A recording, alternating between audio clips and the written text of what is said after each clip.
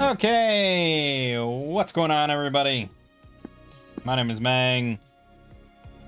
Welcome back to Solo Roll Mangging. Last time we looked at a very, very obscure OSR game called... Shit. Now I don't remember. I can never remember anything. No, I don't remember. Something with avarice. Not a catchy title, I guess. I gotta say, I never remembered it once. Well, we looked at it, and it had some interesting stuff, but didn't quite fit the bill. And so we're gonna move on, and I wanted to go back to Caverns of Thracia after my sort of failed attempt. And I was debating between Shadowdark and Tales of Argosa. And I decided, because the last couple sort of larger campaigns I did were Tales of Argosa, I decided to go back to Shadowdark. So, yeah, we're going to attempt Caverns of Thracia. Well, we don't have to use the DCC version. I have the book for that, but it also includes the original one, which we could use. But obviously, we're going to try to use Shadowdark creatures when possible. I think probably, if I am going to use stats from the book, probably the original sort of D&D stats might be better than trying to use the DCC stats. The advantage of the DCC version is that it's a lot cleaned up. It has nice sort of descriptive text, I suppose. It's a more pleasant presentation compared to the original. But stat-wise, I mean, it works. I mean, obviously it works. I can use whatever, but we'll see. We'll see how it goes. So yeah, we're going to use Shadowdark. And there were some decisions to be made here. One decision was how many characters I wanted to play as. I lean towards 4 with Shadowdark. I think it's kind of the intended number. It's generally like the sort of the golden number for RPGs. So I probably lean towards 4 rather than trying 3. Secondly was whether or not to use the Novice Magic supplement, which gives you a lot more spell options. And I love spell options, so I'm really inclined to use it. I don't think a lot of people do use it. Like reading around on the subreddit and stuff, most people are kind of against third-party supplements that add anything of like character content. Generally due to balance issues. Generally, people think third-party stuff like this just is overpowered or leans towards being overpowered. I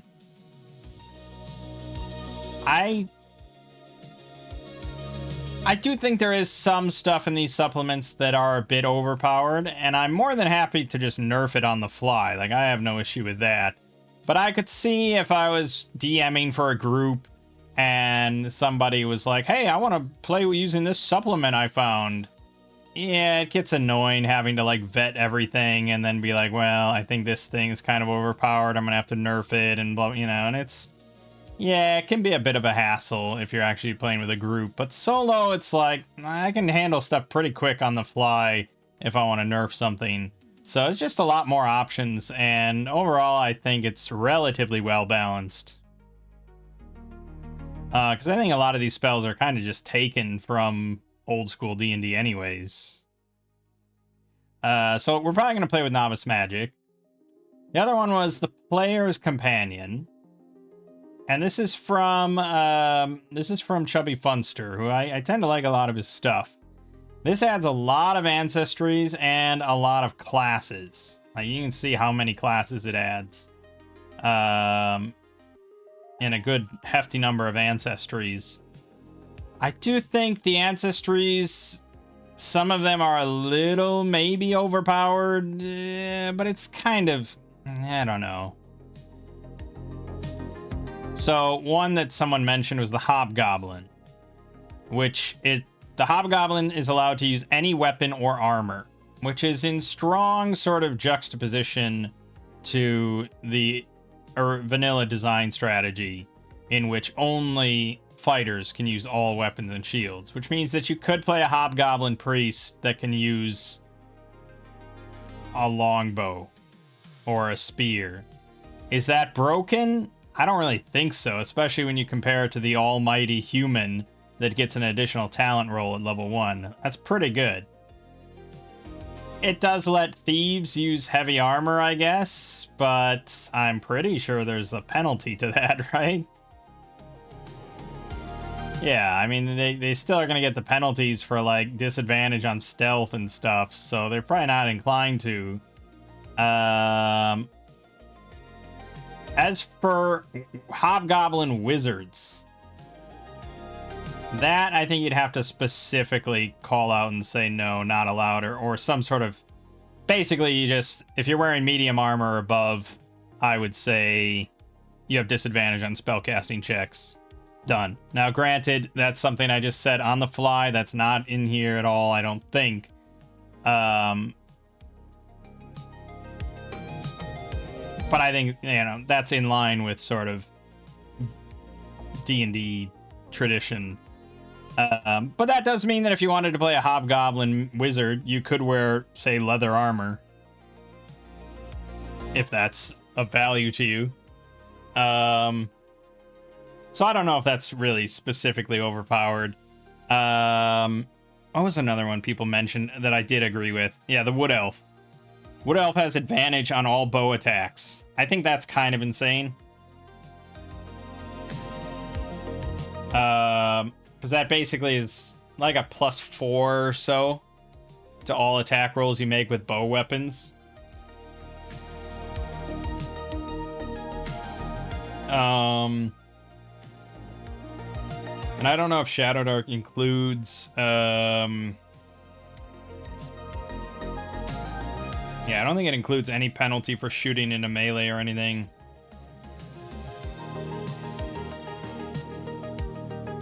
It doesn't seem to. So, yeah, that's a little overpowered.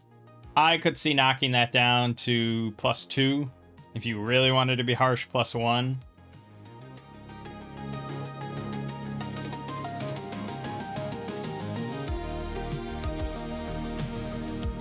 But yeah, if it were my table, I'd probably say +2.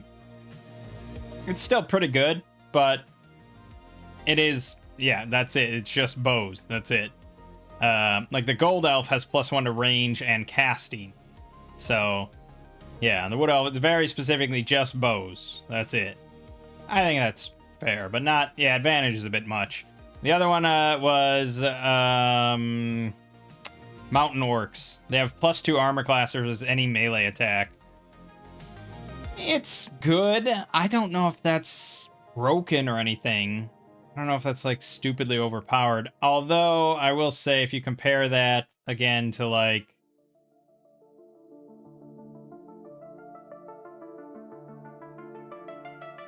Oh, I see. The elf in the vanilla elf has +1 to range weapon or +1 to spellcasting.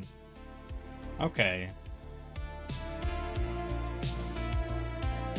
Well, that's weird, because then the Gold Elf is just strictly better. I think this is meant as a replacement, though.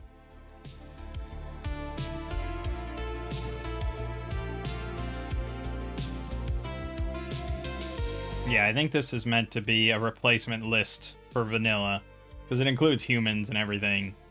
So that's sort of just an attempt to make... Yeah. Make some of these a little bit better compared to just being human. Yeah, okay. Right, so, yeah, I mean, if you compare it to just vanilla ones, then sure. Maybe it's a little too good, but I don't know. Half orcs here have +1 bonus to attack and damage rolls with melee weapons. That's pretty good.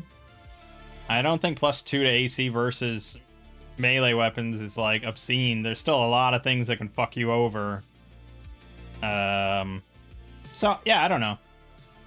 I think we'll probably use player companions. That's not getting into the classes. Now, the classes, I don't think anyone really regards as being overpowered. I think the main complaint with the class list here is that it just kind of is unnecessary.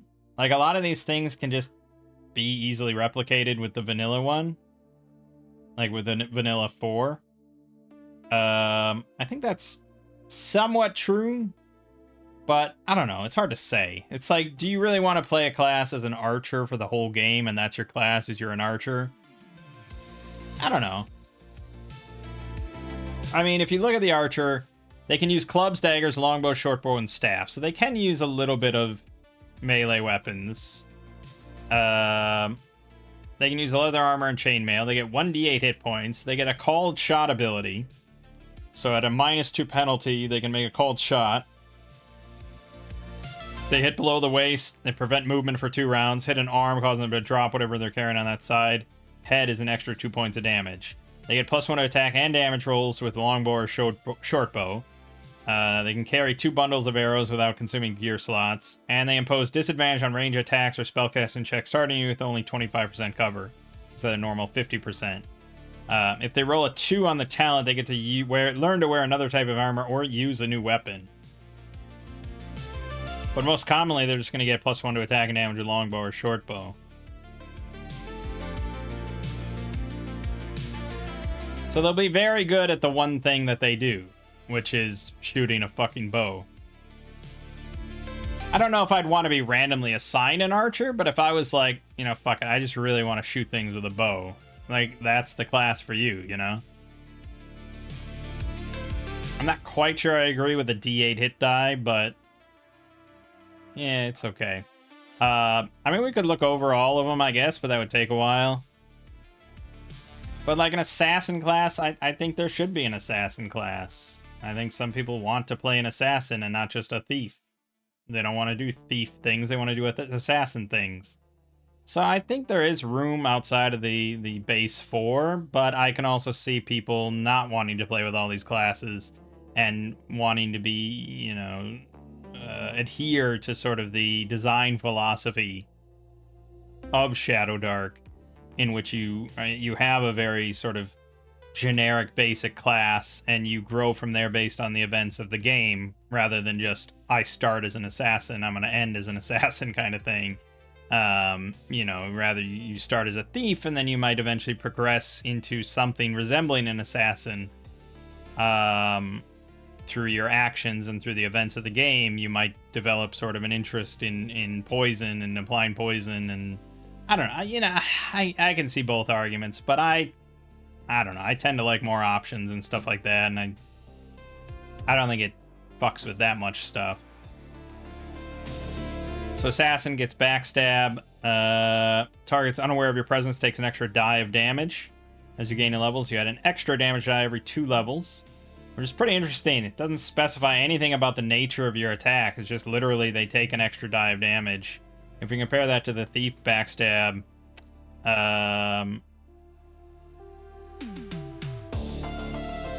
no, okay, it's basically the same. Okay. Add additional weapon dice of damage equal to half your level round down. I don't know if the math works out the same, but it probably does. Yeah, I think that's the same. So it's literally the same backstab.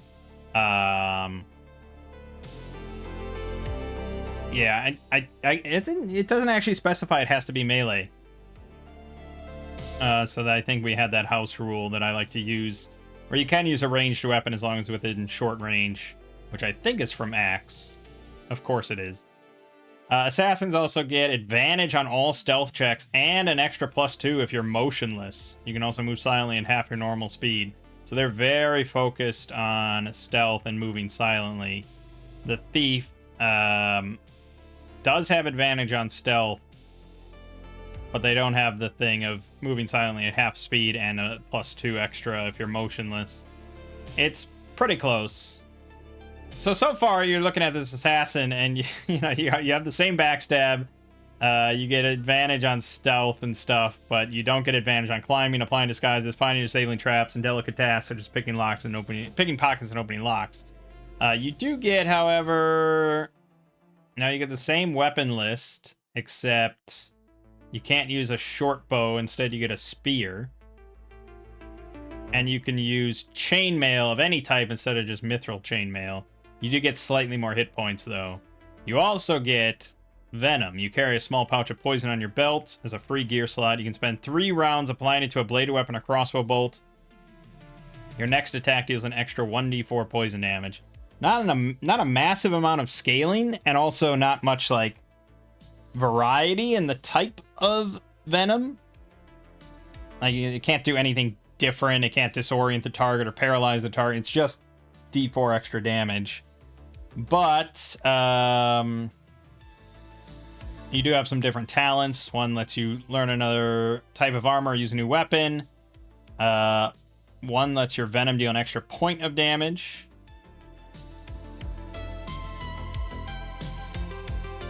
And one actually adds to attack and damage with a weapon of your choice, which is pretty nice. But you don't get the bonus to backstab as a talent, which is very interesting.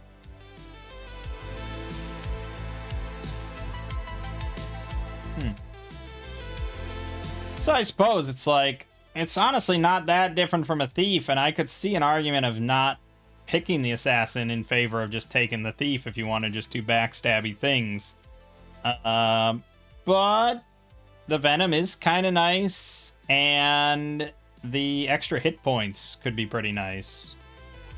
Yeah, I think it's a reasonable trade-off, although if your party does want a thief to do thiefy things, you're not really that great at it compared to a thief.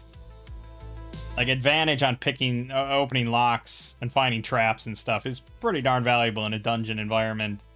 But it depends on the campaign. Like, if I'm doing more, like, urban environment stuff where we might be assassinating people, yeah, you know. There's all sort of the Berserker, the classic sort of barbarian stuff, which is fun. Brigand. Oh, Brigand's interesting. There's another alternative to the thief. They actually get advantage on disguise yourself, shadowing someone, finding disabling traps, pickpocket, or pick locks, and advantage on stealth checks with the extra bonuses. And they can also knock out targets. Dex check versus opposed con check.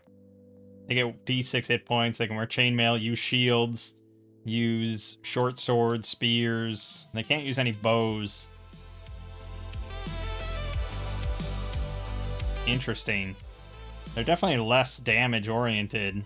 They don't have backstab and they don't have venom or anything. So as a comparison to the thief, I suppose they lose backstab, but they can use shields, get a little bit more hit points, and they can knock targets out. Yeah, I suppose, yeah, the argument is that it's a bit redundant, I suppose. I can kind of see that argument now. There's the burglar. It's another thief alternative. They get the advantage on all the same stuff as the thief. They have the same hit point as the thief. Like, sort of the same equipment option as the thief, but they don't get any short bow option. But they can palm. Secretly grab an object from close distance with a dex check. Any onlookers must make an opposed wisdom check to detect your theft.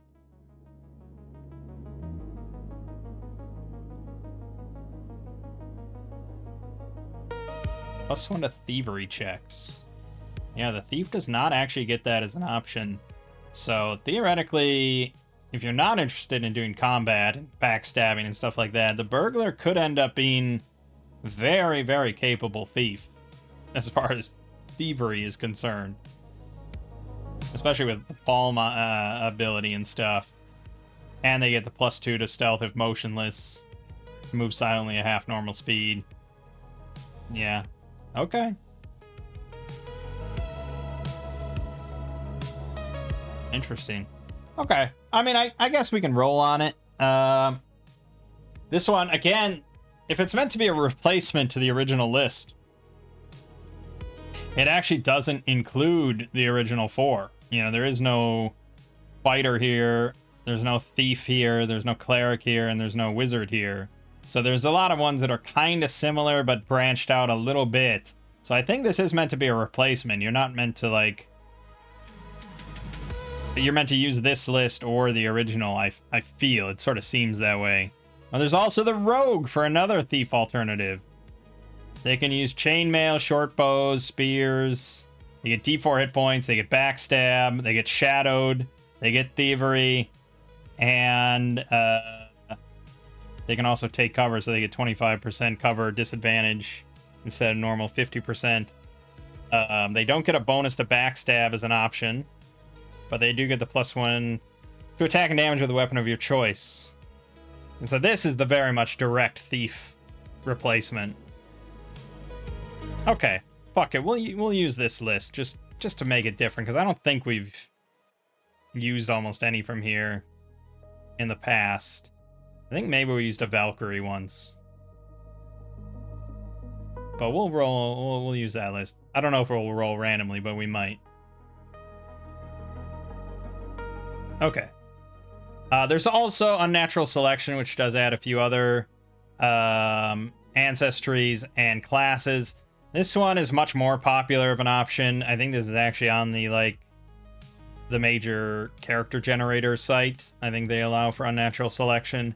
And I saw there was a module for Foundry that also includes Unnatural Selection as compendium options. I think it's fine. I think it is pretty balanced.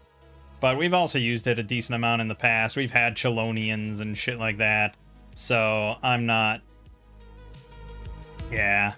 It includes the Beastmaster, the Fiend, the Grave Warden, the Ovate, and the Plague Doctor. Oh, and the Shaman. Yeah, I think it's all fine. I think it's usable, but we'll try just using the Player Companion this time. We're on a chubby funster kick these days, I guess. The Player Companion also adds a lot more weapon types and armor types, which I think is great. Of course, there's going to be a lot of redundancies and stuff unless you use much more involved system or a system that has just special traits for everything, like Tales of Argosa or something, or Weird Wizard. But yeah, more options is always good. More adventuring gear. It's very nice to just have this list for Shadowdark with Shadowdark prices and everything. Alright, so let's get started on making characters, shall we? Now that we're 20-some minutes in. So we're going to have to do a lot of custom stuff here, but that's fine. The normal rules for Shadowdark character creation is, of course, 3d6 down the line. Yep. Straight up. None of your stats are 14 or higher. You may roll a new set of 6 numbers. So let's just roll stats. Okay, well that's a pretty solid one there. We got 11 strength, 15 dex, 16 con, 14 int, 11 whiz, 10 charisma. This is not a bad character at all. We'll roll randomly for gold. We got 25. We have to pick an ancestry. Right, so this one, I don't know if they're going to let me... Well, we can do everything manually if we want. So let's just do it manually, because I want. So we'll just roll a D100. Which, I will say... Probably this could have been formatted better. I mean, he was stuck with D100, I suppose, but... Human should by far be the most common. Like, you should have a 50% chance or higher or something to be a human. This gives it equal odds to everything else, which means you're going to have a very varied party. I could redo the numbers right now, I suppose.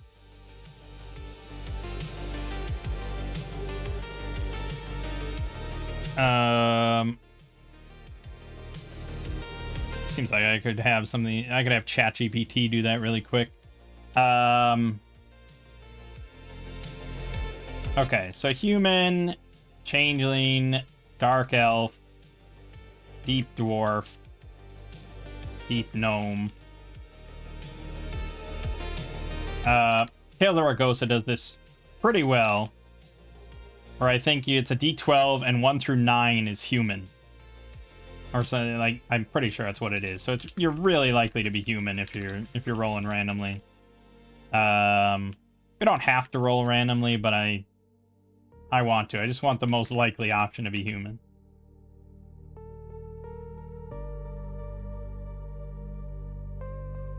There's like 8 faster ways to do this than what I'm doing.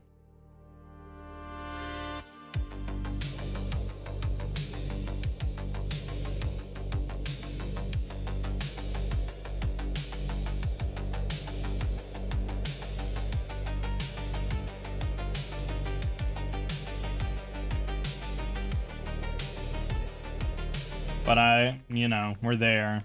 We're there.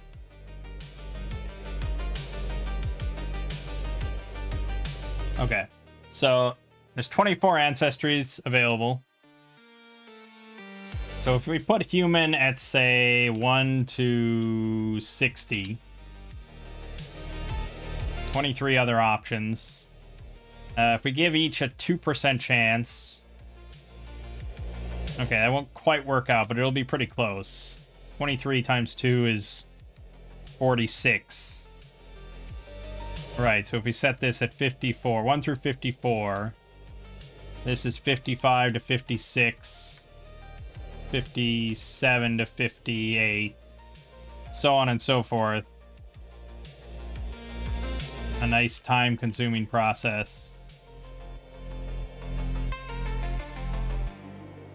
This should work out, right? Pretty close. Be a bummer if I go through all this and my numbers were off. 71 to 72. 73 to 74.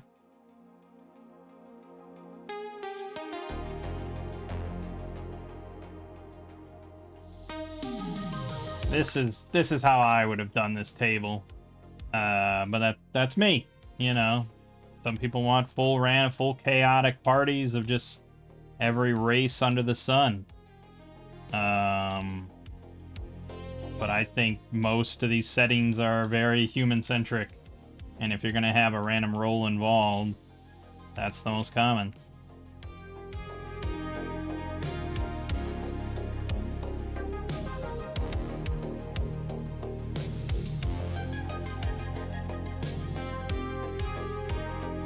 Look at that, and worked out perfectly. Hot damn. Okay. It's not that far off, weirdly. Well, okay, so... yeah, they have it where every race is like a 4% chance. So, okay. So we're going to roll a D100 for our first character. 23, so that's human. So we don't have to do anything funky with that. That's human. For background, I think, doesn't this add backgrounds? It does. It adds 20 more, but I'm not too picky, so we'll be an herbalist. Loki, chaotic. Fine. Malcor is the name of this character. And as for class, well, we're going to roll that randomly, I suppose, just to see how it goes. 65 is a rogue. Okay. Well, I could just pick thief then. I mean, it's literally the thief equivalent. It's not quite the same, though.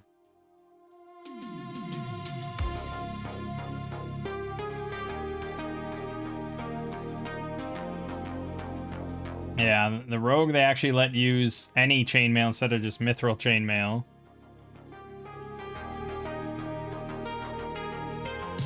They are allowed to use spears. They get the extra bonus to stealth. And they get the taking cover. But most importantly, the talents are different. Completely. So, yeah, I think we'll just leave it. Okay, so for hit points,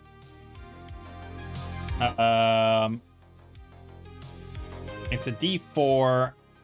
I know the common house rule is max hit points at level 1, and I think we've done it in the past, right?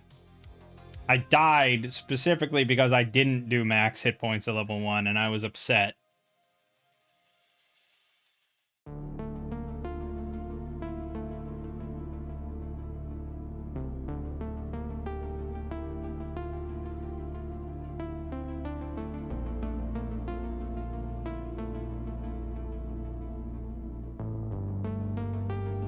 Yeah, fuck it. And we had a very bad experience with Caverns of Thracia in the past, so we're going to go max hit points, which means that we actually start with 7 due to our phenomenal Constitution modifier. Very nice, Thief. Rogue, sorry. Right. So our class is going to be Rogue. Which they don't even allow custom classes at all? Like, I can't put it in? And I guess it doesn't matter too much, but... It's weird.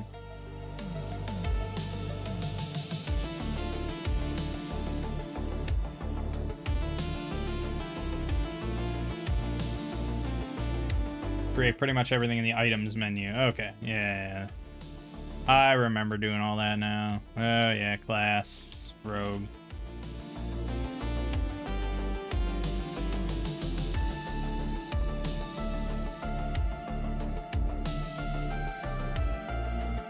Most of it doesn't matter too much. But I suppose spear. This will take a while, won't it? It's really unnecessary for me to do. I can do everything manually. So fuck it. I just wanted to say rogue, alright? Thank you. Alright. I think our alignment was chaotic. Okay. So... yeah, we have to add in all these talents, I suppose, right?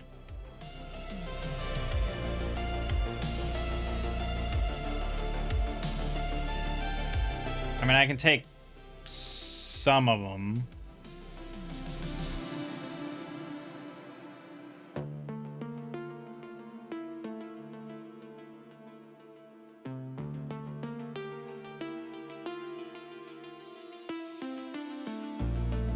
Like, backstab is essentially the same thing. And we could take thievery. It's essentially the same thing. But then we'd want to add in the extra bonus to stealth. So that would be creating an item, class ability, shadowed.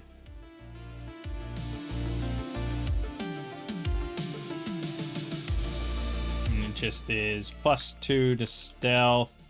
If motionless, can move at half speed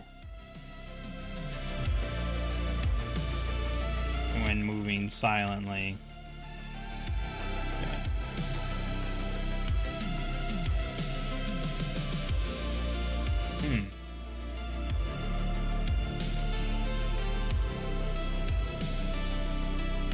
I guess it's not a class ability, is it? They're putting that under abilities now. Whoops. Yeah, it's not an ability, it's a talent. Why did I think it was an ability?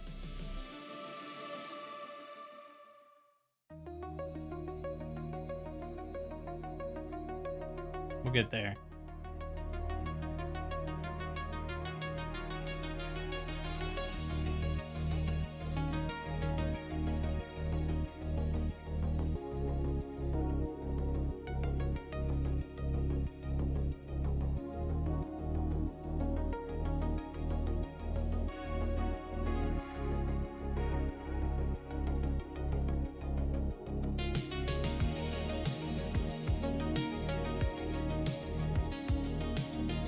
I'm getting there.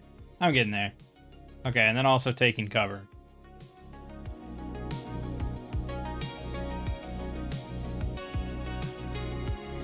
class ability. If I can just copy this.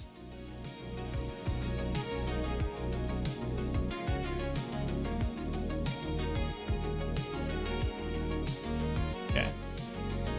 That's everything. And then we gotta roll for our talent, which we get to roll twice, because I'm pretty sure you always get a talent. One talent. Yeah, one talent. And we're humans, so we get 2. So 2d6. We rolled an 8. That's +1 to attack and damage with a weapon of our choice. We are pretty dexterous. But we do have backstab, but I can use that with ranged weapons. Short bow could be not a bad option. Are short swords finesse weapons?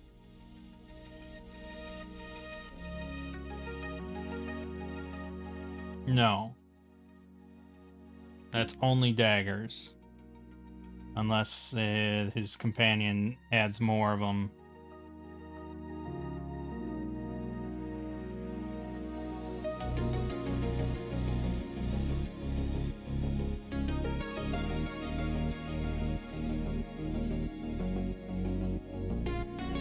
Which he doesn't actually put on the table. So I have to look through his list.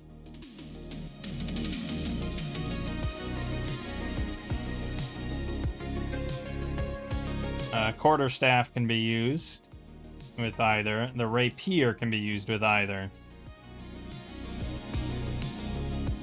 Now, I don't think my guy can use rapiers.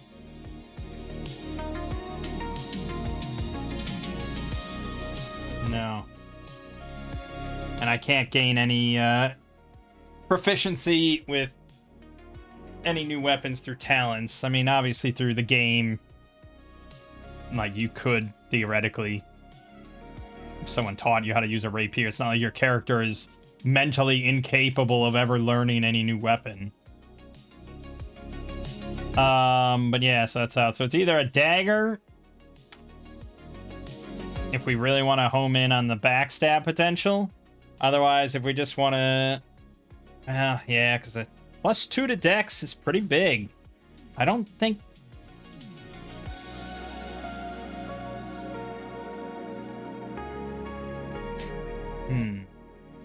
Hold on, what did it specifically say here? It says you can use your strength or dex with this weapon, whichever is greater. Use it... Oh, do they not... Hold on.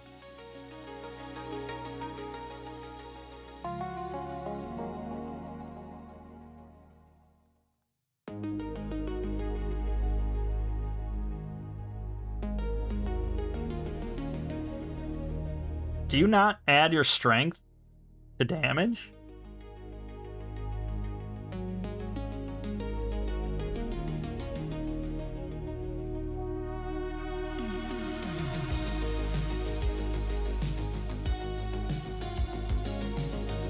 I don't know if you do.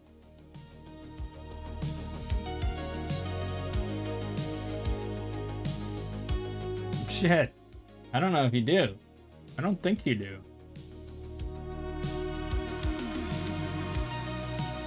Now I gotta Google that.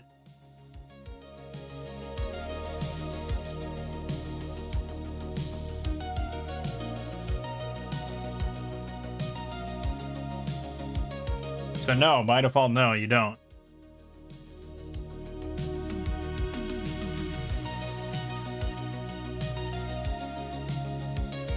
Okay, okay. All right, so then fine. So then, yeah, it's a +2 to hit is mainly what we're looking at if we use a finesse weapon. Yeah,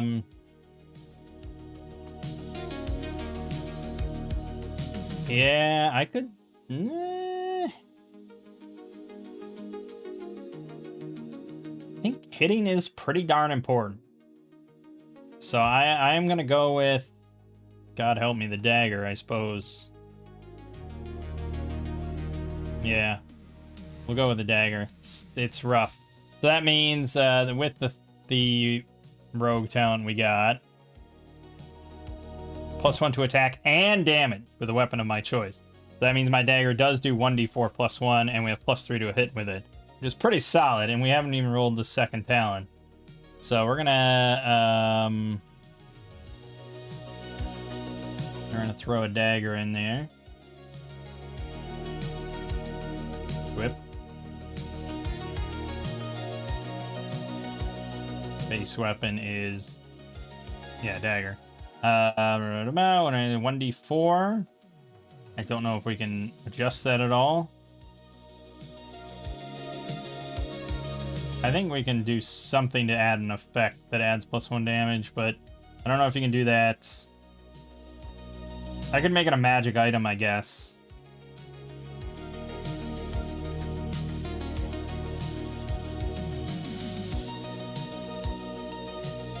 That's probably the only way to do it.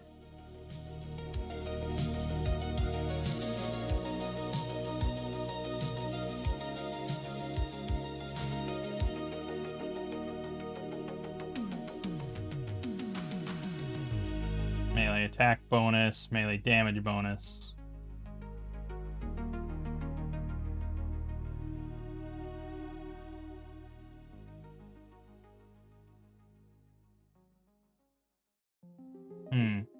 Didn't really work, but I guess I can just add this here, but I don't think that'll stick around.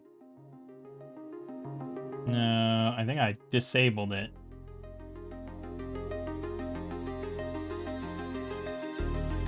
There you go. 1d4 +1.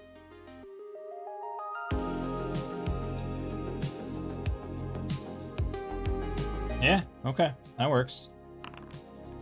I rolled 9 and I did 5 damage. If I hit nothing. Okay, that's fine. Let me roll the second talent then. 2d6. It's another 8. Alright, fuck it. Dagger's getting pumped. 2 and 2. +4, and it didn't go.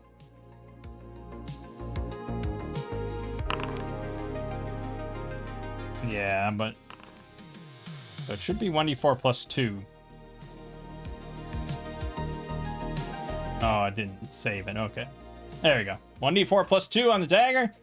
You get a backstab going, and baby, you got a stew going. I think that's pretty good. All right.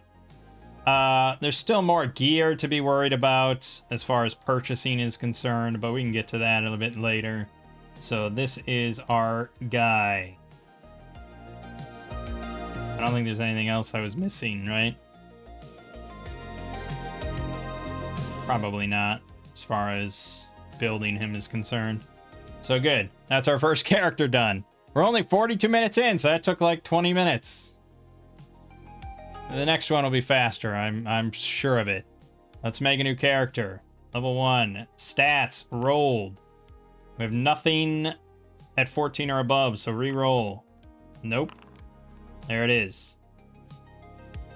Very average, generic dude. So he's probably hoping for some sort of fighter. Yeah, something very generic.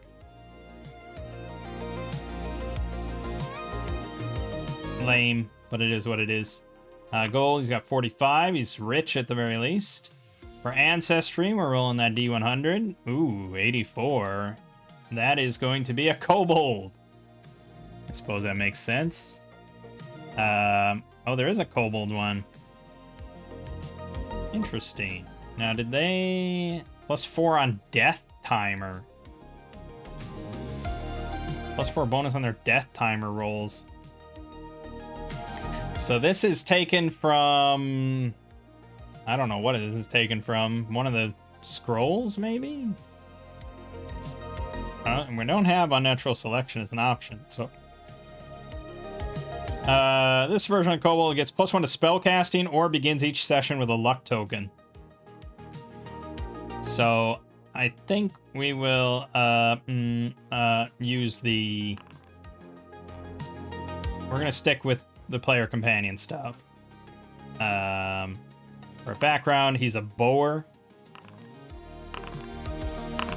He worships Ord. Sure. Done. Okay.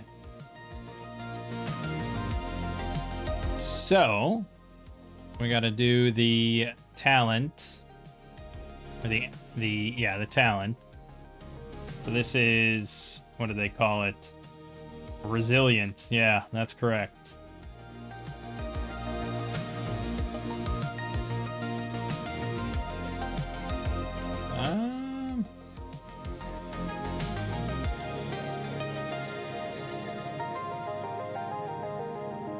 No, it's not a predefined one. Yeah, okay. We'll have to just remember it manually. +4 bonus to death timer rolls. Simple. All right. Next would be class. So we're gonna roll it up. I am willing to re-roll this if it doesn't fit well at all. Like a mystic is probably not gonna be a good fit.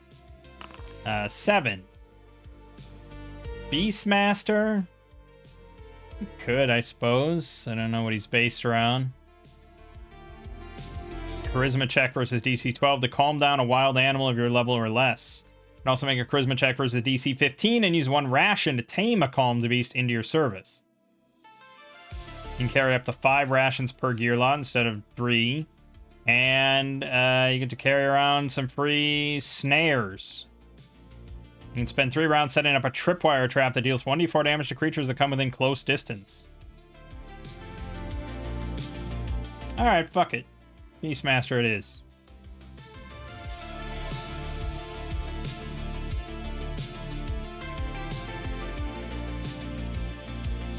His HP die roll is 1d8. And the rest I don't care about too much. So that means his hit points... He gets max hit points. So he has 10.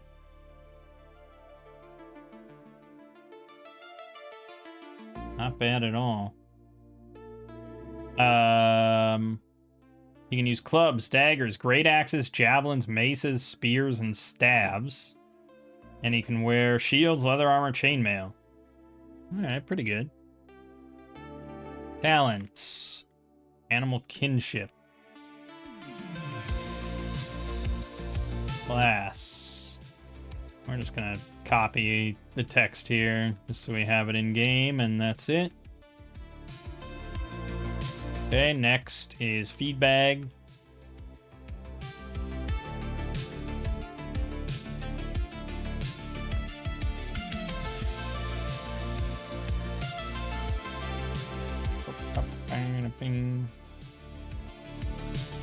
Okay, and snares.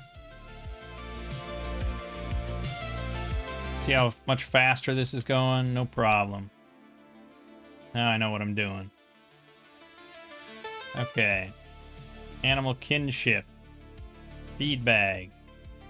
And snares. Done and done. Alright, now he gets 1 talent.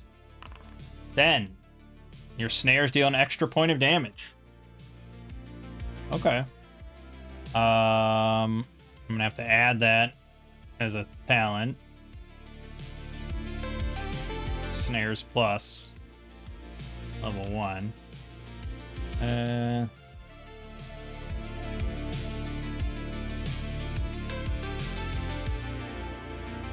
Okay. That means his snares are going to deal 1d4 plus 1 damage.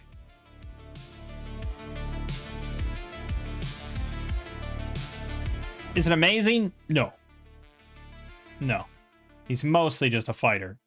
Yeah, he's mostly just a subpar fighter. But the calming of wild animals could be something. The Caverns of Thracia do have certain animals involved. You know, last time when we tried, we fought a snake. I think that would be kind of a special situation, though, because that was specifically a summoned snake. No, it wasn't summoned, but it was already, like, compelled to attack us by another spellcaster. But there are, like, bats and certain... I mean, I haven't really read through this, so I don't know what else there is. But I wouldn't be shocked if there's some other sort of creatures in here. There's definitely giant bats.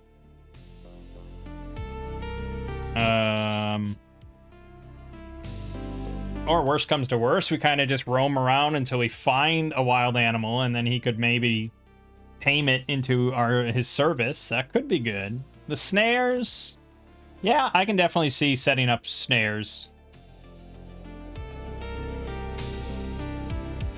I don't know if it's... I think it's just the assumption you just always have your snares. I don't think you can set up unlimited snares. I think you can set up one snare. But yeah, okay. Yeah, again, we'll worry about gear later after we get our 4 characters. So let's roll up another one. Stats. Okay, well, this is a viable character, unfortunately.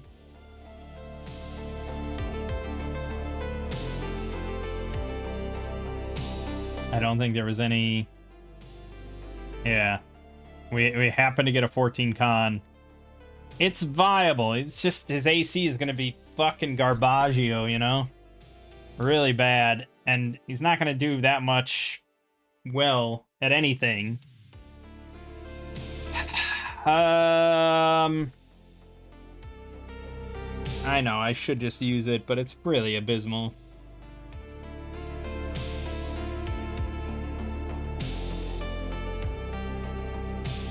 I'm going to reroll. Well, technically I don't have a 14. I could re-roll. But he is kind of viable in a lot of different things. Reasonably well. Yeah, I mean, you want the 14 because you get a +2. It's kind of a big deal, so... I think this is a pretty viable character. I could take it, but I am allowed to re-roll. Although that doesn't really stop me. And this is a shit character, so I don't know what I was thinking. Damn, now I'm just on a roll of just... I don't want to take any of this. Why do I keep getting good con? Alright, I'm taking this. We've got a good wisdom spellcaster. Not much else going on. So, could be better, but I'm taking it. 17 wisdom is pretty solid. 30 gold. For ancestry, we got a human. That's simple. Background, shipwright. I like my police casters to be lawful, so Odin. Rena. Okay. Then we're gonna roll up our class. 4. That's an assassin. That's not quite what we're looking for. 6 is a beastmaster. Not what we're looking for. 66 is a rogue. Not what we're looking for. Stop rolling 60. Stop rolling that. Stop rolling the same stuff over and over. What the fuck? This is broken. 85. Spy. No, not quite. I could just pick something at this point. Gladiator. No, we need a spellcaster here. Scholar, but that's a wizard spellcaster. We need something with priest spells. I should just pick one, I guess. That's an archer. We already know that. Stop rolling 65. That's a soldier. I'm just going to pick one soon. Gladiator again. 100 is a witch. Well, I do have priest spells. Okay, granted. I did say that's what I wanted.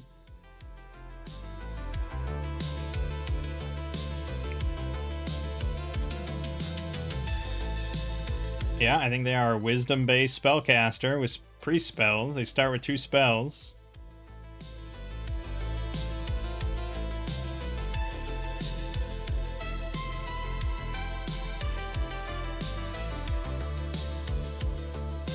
Alright, sure.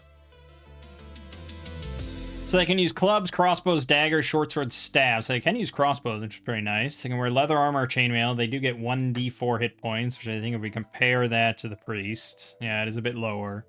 And priests can also use crossbows and all armor. So this is definitely not of a combatant as the priest, but I think that's okay. Rena's not super hot in that department. So with our hit points, we're going to get 3 total.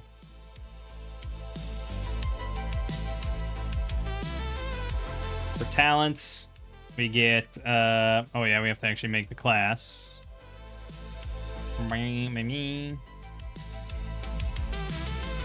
Now, there is a supplement that actually does have the witch, which has witch spells. So you could do that.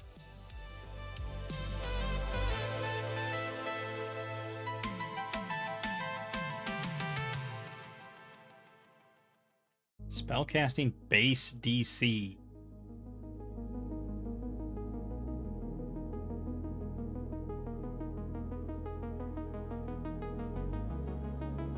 Plus the, yeah, okay, it's standard.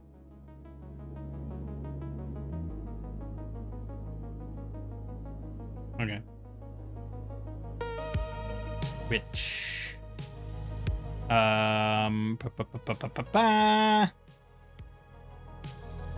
so we get to brew potions. If you are at full HP and have an empty flask and you use resting downtime to brew over the campfire, you can choose to create a healing potion, which restores 1d4 hit points, or a poison.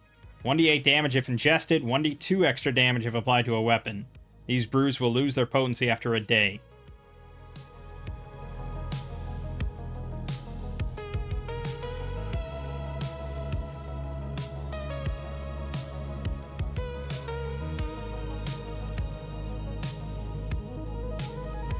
It's a little vague for my tastes. How many can you make? I assume you can make one per resting downtime, but it brings up the question of what is resting downtime. Obviously, it's not going to be between adventures, right? That's going to be resting. But I don't know. I don't think Shadowdark uses the rule where every 5 turns of exploring or crawling, you have to rest for 1 turn. I don't think it does that. So it's a little vague on how often you can actually brew potions. But yeah, I assume anytime you have a campfire set up. Let's put it that way. Because you have to be able to brew the fucking potions. And you have to be at full hit points. So, you know, there is some limiting factors to here how often you can brew. The fact that they lose their potency after a day is a little tight, but I understand why it's there, so you can't just stockpile 100 healing potions. But it's not that impactful of an ability. Talent. Brew. Class.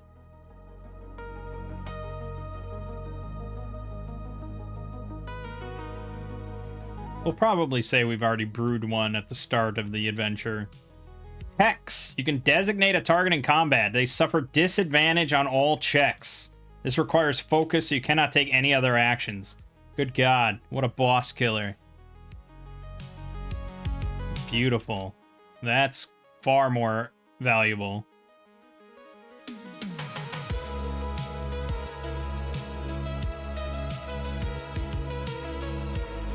And we get pre-spells. So we're going to roll our pre-spells. We get 2 spells. We also get 2 talents. Let's start with the spells. We're going to go to Novice Magic and level 1 pre-spells. And I believe I've done this before. Yeah, okay. So 34 options.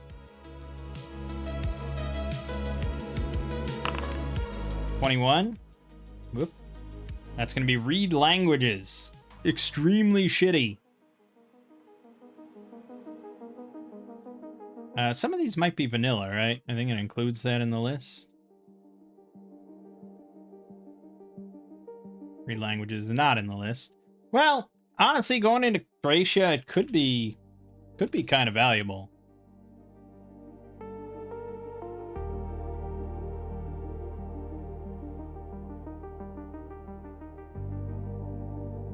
Lasts for 3 rounds. Range of self. Allows you to read a single language of your choice for the duration of the spell. I mean, that's honestly not bad. for like spelunking in a very kind of exotic location like this. It could be worse. Okay, so she gets read languages. And then her second one, 18, is Overwhelm. That sounds a little bit more useful. The spell makes a humanoid target feel their current goal is hopeless, and they will fall into a depression. They will abandon their current objective and set out to find a new home and/or job. This does not affect their ability to defend themselves. Lawful priest can't cast this spell. Okay, well, we gotta reroll that. Funny. No, we already rolled that. 4. Cleanse. It doesn't sound as good as I'd like it to be. This removes all non-magical toxins from all physical objects within the area you designate out to near distance, as well as cleaning up filth and refuse. This can be used to clean up your kitchen floor, restore brackish pools to pure drinkable water, or even to safely remove the rust on an ancient artifact. This does not remove poisons or diseases from creatures. Fuck me, that is a shit spell. And people said this was overpowered? You out of your damn mind?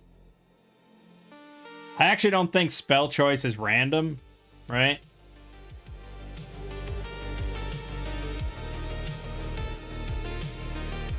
Yeah, you get to pick. But random is how we usually do it, and I will fucking abide even though I'm not happy with it. Man, that is a shit spell. Shit cleaning spell, I guess.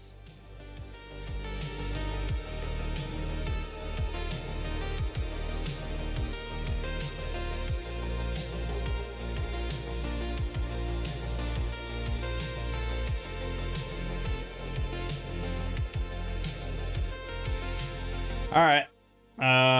That's it. I guess mostly her purpose in combat then is going to be to cast Hex on something.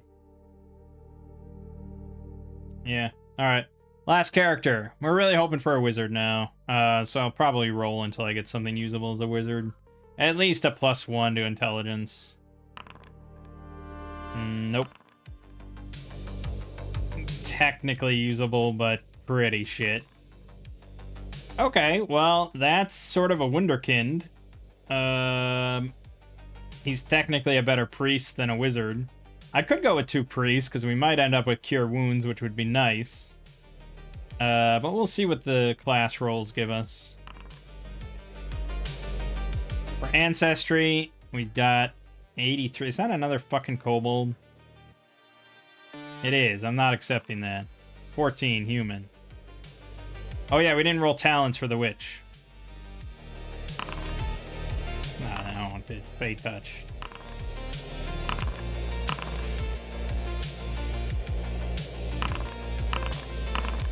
Terran. Alright, let's roll talents for the witch.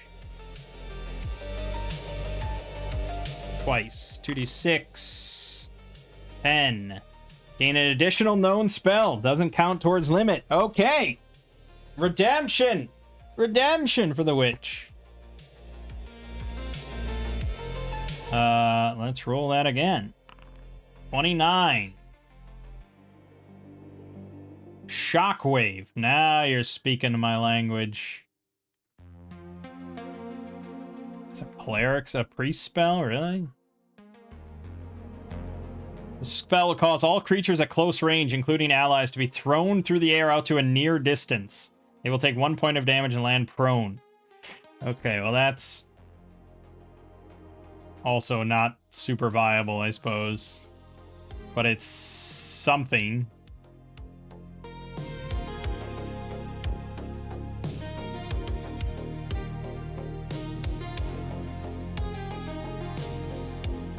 Instant, close range. Okay. Alright, and then she has 1 more talent roll.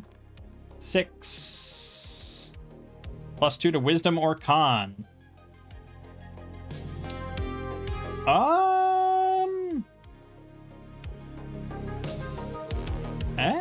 I might go con actually on that, because she could get +1 more to wisdom.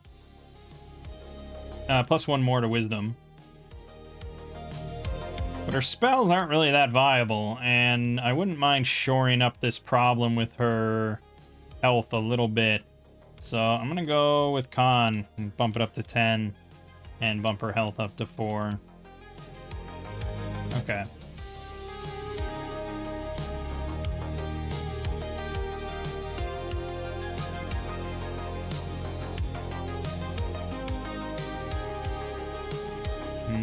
It's a little tight here, isn't it? You can't shrink these very much. Damn. And I like this little sidebar that shows the messages. So that's sort of annoying.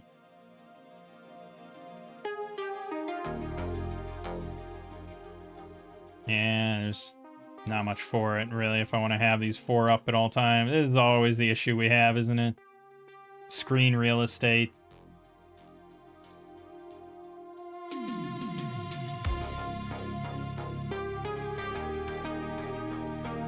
I could do something like that, I guess. Okay. Right. We are rolling the class for Terran. Let's see what sort of spell casting class we can get up to. 55 is going to be a noble. That is no spells. I want more spells, so I'm not budging on this. You know, I need something. It could be a ranger actually with pre-spells. Although I don't know if I want 2 snare classes. The 100 is the witch. We already have that. 97 is the Valkyrie. Honestly, would be a pretty solid Valkyrie. I think we might go with that.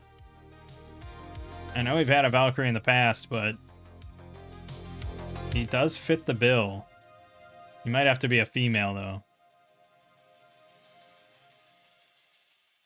So, Tarina. Done. They can use all weapons. They can use shield and any armor. They get 1d8 hit points. If you use a luck token to deliver a killing blow to an enemy, you get it back immediately. They attract a number of raven familiars equal to your level. They can communicate with you telepathically and carry small written messages in their claws. They make useful scouts and messengers. They have 1 hit point, plus 1 mod to attacks for 1d4 damage, 10 AC. If a raven dies, the Valkyrie takes 1 damage themselves. Oh, and they don't get spells till level 3. Yeah, that is a little bit of an issue. Unless we roll a 2d6, a 10 on our 2d6 there. Alright, sure. We're gonna be a Valkyrie.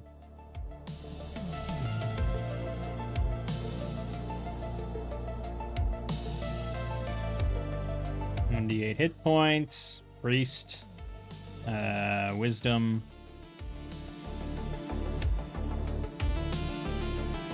So that means with our con, we will have 10 hit points as well. Very nice. I feel so robust. Okay, and then we gotta make the few talents. Blah, blah, blah. Favored. Class.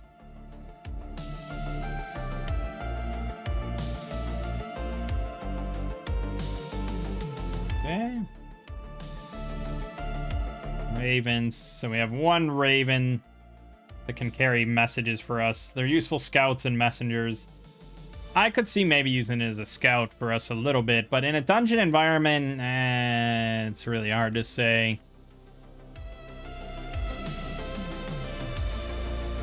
And I don't know, it doesn't really say too much about how you get ravens back. Maybe once you hit a next level, you get like that level of that number of them. So maybe you get them back then. Talent, ravens, class. Okay, and then pre-spells, yet. All right, so let's roll then our talents. We get 2 of them, 2d6. 5, plus 2 to strength or dex. We're going strength, baby. All right, and 12. Pick a talent or improve a stat by 2 points. All right, we're going to take a spell. That seems the most prudent. So we're going to get 1 of these spells. 22. Rebellious Tongue.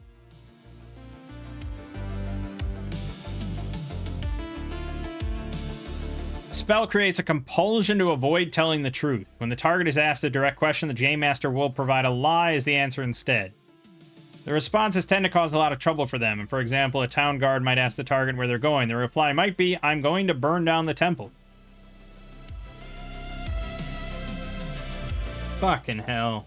It's so useless to me. As I think we're going to reroll. I don't really want to do that, but granted, I'm allowed to pick normally, so I think I'm allowed one reroll. 30. Speak with animals. Come on, give me something useful. Please, I swear to God. Peek.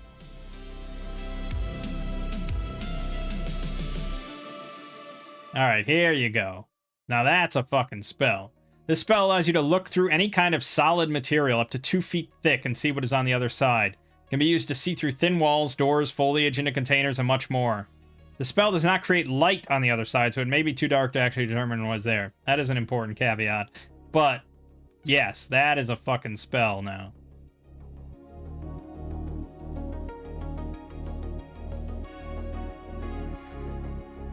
Last... It's instant. There's a really vague way of doing it. I don't think the duration should be instant. I think it should be 1 round. So you have like 6 seconds maybe to look. Because otherwise, what? You have a nanosecond? You have 1 nanosecond to look through? And like, that doesn't make any sense. So, yeah, 1 round.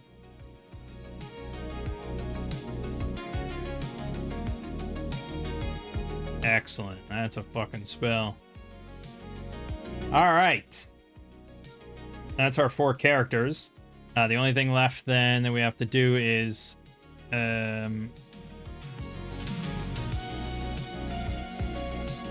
gear. So... yeah, I know this always takes too long. Because we always do custom stuff, and that really bothers. If we did strictly vanilla, like, it would be pretty quick to get this going. But we like to do custom shit. So let's start with Malcor, who is our rogue. He already has the dagger, so we got that accounted for. And the dagger costs 1 gold. For armor, he can wear chainmail if we wanted, but that would give him disadvantage on stealth, so that's not going to happen. Now, get this cat out of here. Technically, he's allowed to wear leather or chainmail, and you have all these other options, which is the annoying part of Shadowdark, and its very strict limitations on what you can wear. Instead of just having it be like light, medium, heavy. You know, like it's very specific in its verbiage. You can only wear leather. I would argue the intent is a light, medium, heavy thing, to be honest.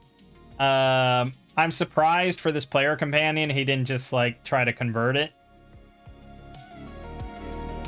Because if we look at what the light options would be, it's probably anything that's 1 gear slot. And medium is anything with 2 gear slots, and 3 is anything with... heavy is anything with 3 gear slots.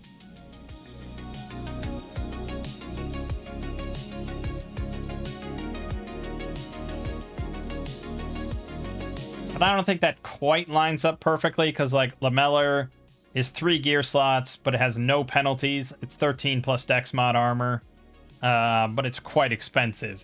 So there's some caveats there. But I mean, yeah, the vanilla system is just so bare bones, right? Leather, chainmail, or plate. That's it. That's all the armor that exists in this universe. We have never invented anything different. It really is just so bare bones. It hurts me to look at it. So I like this screen, but it just introduces the problem of, even with the classes presented in this supplement, you can only use leather or chain. So, like, I can't even wear padded armor. It doesn't make any sense. Not that you'd really want to, but I can't.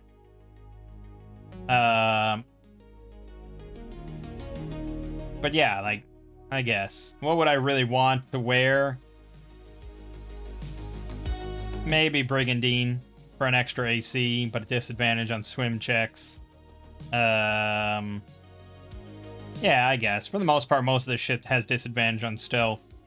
So leather's probably fine anyways. I'm just bitching. So we'll go with leather armor.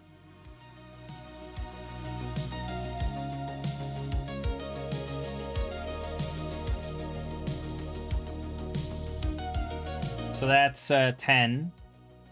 And his AC is going to be 11 plus Dex mod, so 13. That's correct. There's probably various other things I might want. I probably want a short bow.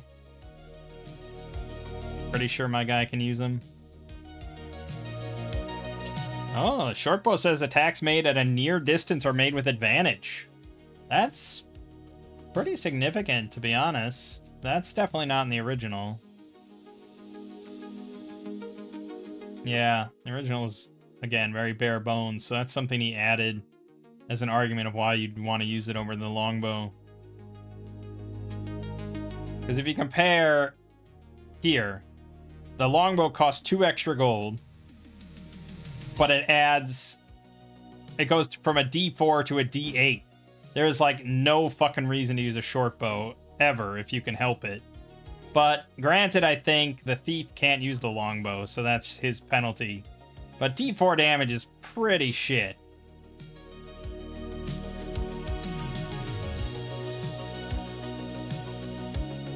Yeah, I think that's a decent change. I assume he didn't increase the damage at all. No, it's still a D4. So yeah, just within 30 feet you have advantage on the dice roll. It's pretty nice.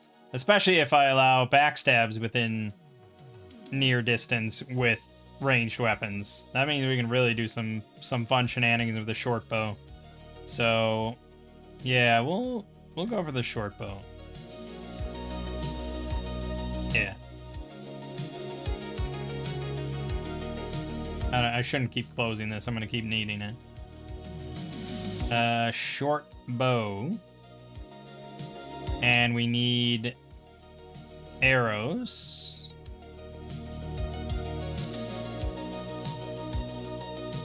And then it would just be variety of whatever other stuff we want, which takes a while to put together. So we spent 11. We spent 18 gold so far out of 25.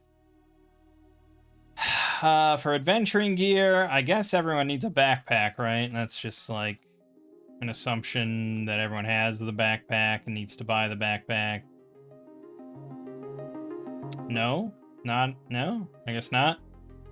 I'm thinking of axe. This says grants an extra gear slot if worn. Can be dropped at any time to lighten your load. However, you must specify what's going into the backpack ahead of time. Note that a carried backpack consumes a gear slot. What?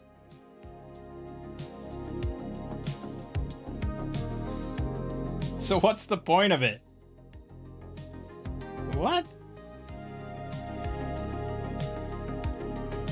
Oh, if you carry it?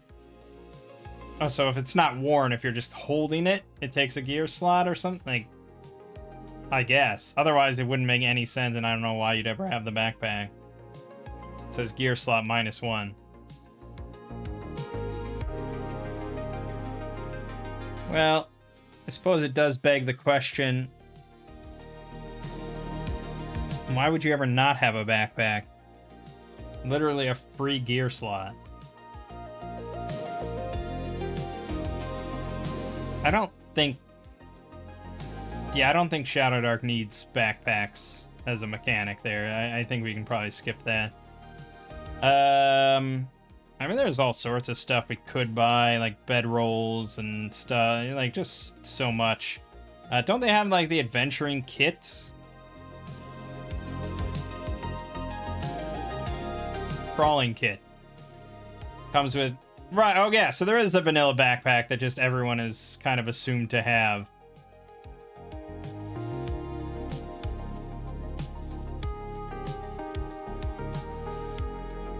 Right.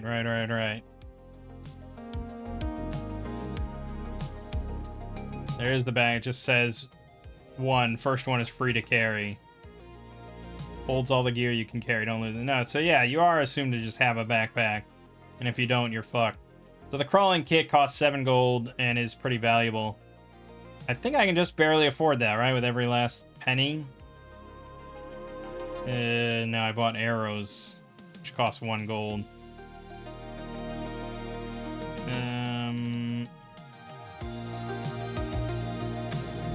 Okay, we'll ditch the iron spikes out of this crawling kit. But otherwise, I want it.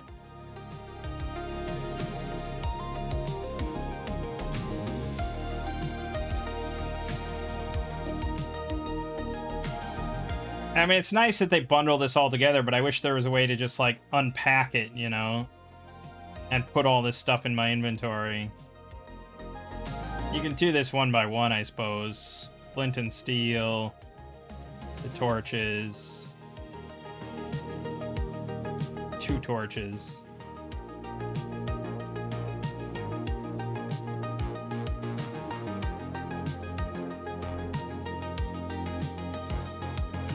So we won't take the iron spikes. Grappling hook. Rope. We'll delete the crawling kit. Okay. So that's all good. That's all good. So I have 11 slot capacity due to my strength. We're apparently holding 10 items currently. Because arrows do take up one. So 1, 2, 3, 4, 5, 6, 7, 8, 9, 10. Each of the fucking... Unless noted, all gear besides typical clothing fills 1 gear slot. Yeah, 1 torch per gear slot. That is pretty brutal. Shadowdark is very sort of anal. And I think our house rule in the past was using axe armor and having it take up gear slots, which is what I use for Tales of Argosa. That's how I do it. But I think Tales of Argosa is a little bit more flexible. I usually allow like 5 or 6 torches per slot and a week of rations for a slot. So, yeah. And like flint and steel taking up a whole slot seems, yeah, I don't know. But alright, sure.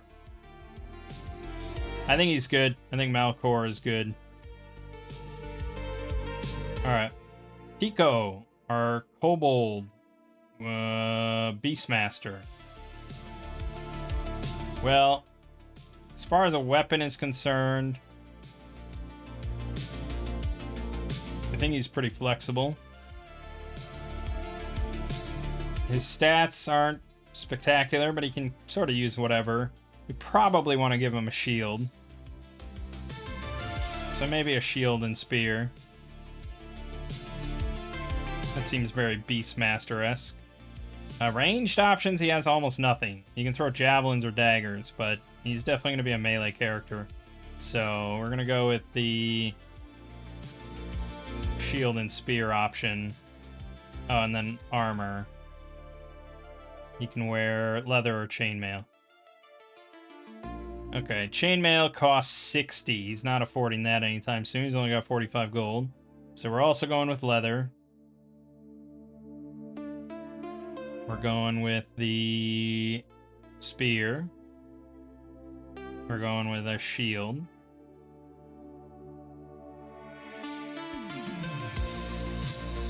I think that's kind of it, really. That's going to set us back. Oh, I forgot to remove this. 10 for the leather.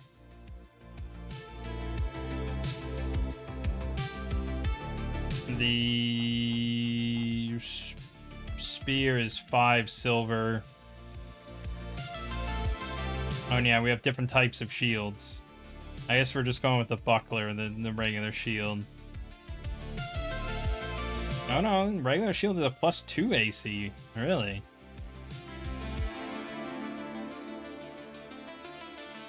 Yeah, +2. Okay. So then that makes it a round shield. Or a kite, yeah, round shield. So that's 10 gold. So 20 gold, 5 silver. We'll take the full crawler's kit. Oh, it actually moves it in this game instead of copying it. Okay, fuck it. I'll just do it manually. So 2 torches, 60 feet of rope, rations, grappling hook, the iron spikes, flint and steel, backpack. That's everything. So that's, what did we say, 20, so that's 27 gold, 5 silver. We have quite a bit left. We could take more torches, but he's almost full on gear slots anyway, so not much we can really do.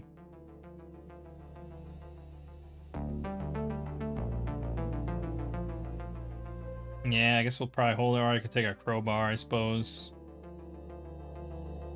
Not a bad idea. Alright, we'll grab a crowbar.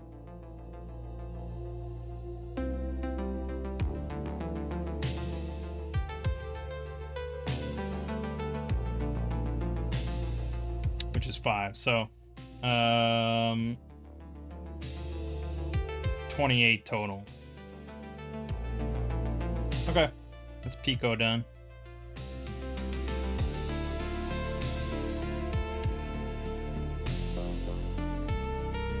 Yeah, it's really not an impressive sight. Plus 0 to attack for 1d6 damage. I could have given him a great axe, I suppose, if we really wanted to try to maximize his damage potential. That would do a d10 with 2 hands. But I think the 13 AC is probably the better way to go. Alright, Rena, our witch. She's mostly concerned with hexing.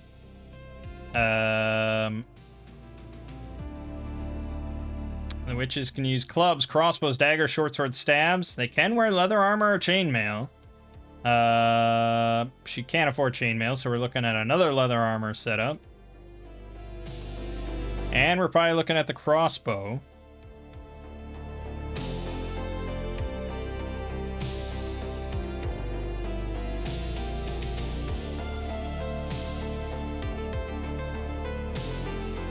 And then maybe a staff or something just to have it. Why not? Takes up gear slots, but whatever. Yeah, alright. Gotta check the price on that crossbow.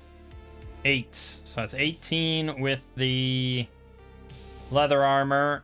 Staff is like gotta be pretty cheap, right? 5 silver. So we can afford the crawling kit, but can I hold everything in the crawling kit? I don't know. Damn it, I keep doing that. Torch. Torch. It's not looking good. Backpack. Flint and steel. Rations. Rope. We'll ditch the iron spikes and the grappling hook. And we'll just roll with that. I like maintaining an open slot. Okay, so it was 18 plus 25, 5. So 4 gold, 5 silver remaining. And she's all done. Yeah, crossbow's not great, but it is what it is. Lastly, Tarina, our Valkyrie extraordinaire. She ended up with 50 gold, which is a nice hefty sum. And Valkyries can wear all armor and use all weapons. So now we can actually look over this selection and pick maybe something better. If we want to use ring mail.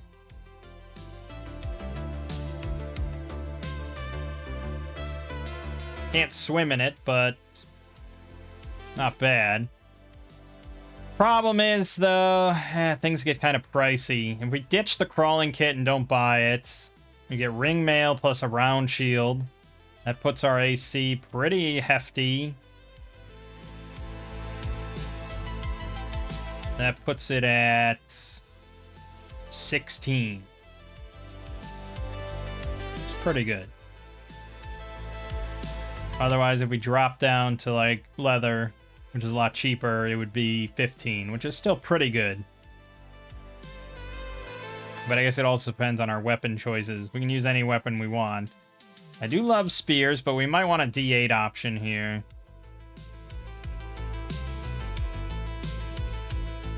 Bastard sword is 10, but I don't think I need the versatility. Long sword is 9. Morning star is 10. Scimitar is 12. Okay, we're probably looking at the long sword. Pretty classic. So that's 9.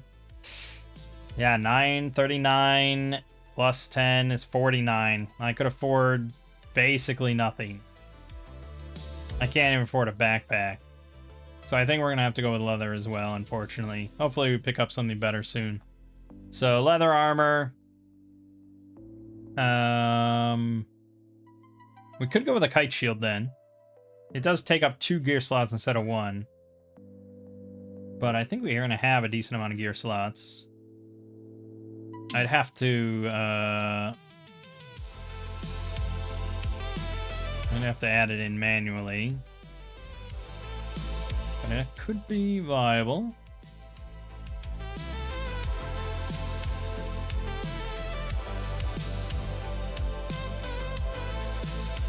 Okay. Yeah, that puts us at 16. If we get better armor, it only improves from there. So I like that. So that's 25 gold for that. Plus 9 is 34. We're adding our longsword. We could throw in a ranged option because we have decent dex and I can use any weapon. But do I want to grab a longbow?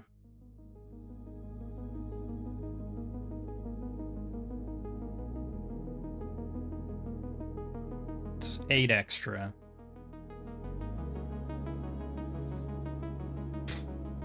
Well, if we assume 7 for the crawling kits, where were we at? Fuck. We're at 25, plus 9, 34, plus 7 for the crawling kit is 41, plus...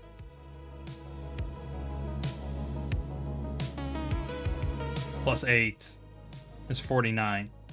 Alright, that works. I also have to buy arrows, but I think that's 1 gold. So yes, that's perfect. 0 gold. Every penny on this expedition. Longbow. Arrows. Which you didn't add. There you go. And then the crawling kit. Torch. Torch. Ropes. Rations.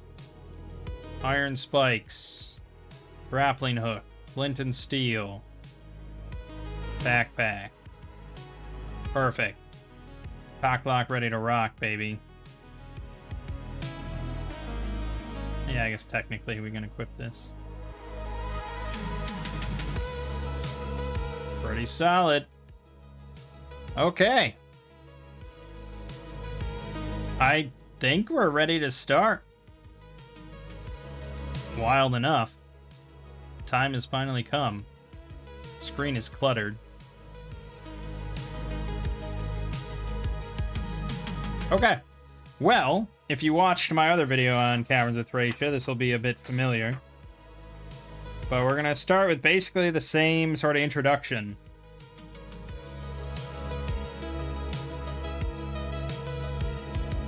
Oh yeah, my, hold on. I don't recall the Shadowdark, the Dark rules.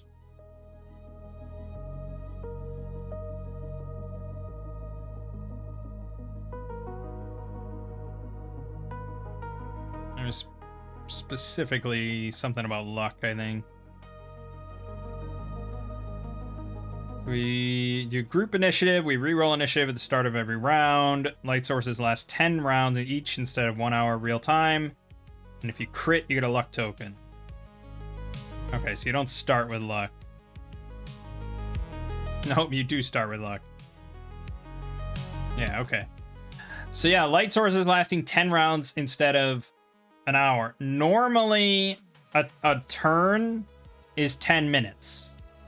In most OSR games. Apparently in Shadowdark, and somehow I just never realized this, turns are 6 minutes. So it's 10 turns to an hour. To an hour. So that means torches last 10 turns instead of 6. I don't know if I like that or agree with that. I don't know why she changed it to a 6-minute turn instead of 10 minutes. But that is in the core rulebook. It mentions that. Most of the time, you don't really abide by that because most of the time you use real time. But I don't know, 10 minutes seems natural, so I'm sticking with 10 minutes, but we do all start with luck. So we're doing the basic same setup where a Thracian collector. I guess if you didn't watch my other videos, this is all going to be kind of new. So what? Caverns of Thracia. It's a very, very classic, sort of iconic module from, I don't know, the early 80s or something like that. Long time ago. Written by Janelle Jacques. And it's not quite a mega dungeon. It's just kind of a big dungeon with 4 levels. It's sort of a campaign setting, but yeah, it not quite qualifies as a mega dungeon usually. And very well beloved. And it was reprinted recently by Goodman Games. They did a 5th edition version and a Dungeon Crawl Classics version. So I have the physical copy of the DCC version, which is what I'm going to be running here. Like I said, I might use some of the original printing, which it includes. And the backstory is essentially that there is this very, very ancient kingdom of serpent men. Long time ago. And they ended up getting sort of pushed underground and wiped out by humans that came in, which formed the kingdom of Thracia. And the serpent men had dug out all these caverns underneath this area. Humans came in and eventually started delving into these caverns, and they built like these opulent underground palaces and stuff, and they used beastmen as labor, as slave labor. And eventually the beastmen revolted, and some barbarian tribes came in as well, and Thracia got wiped out, so it no longer really exists.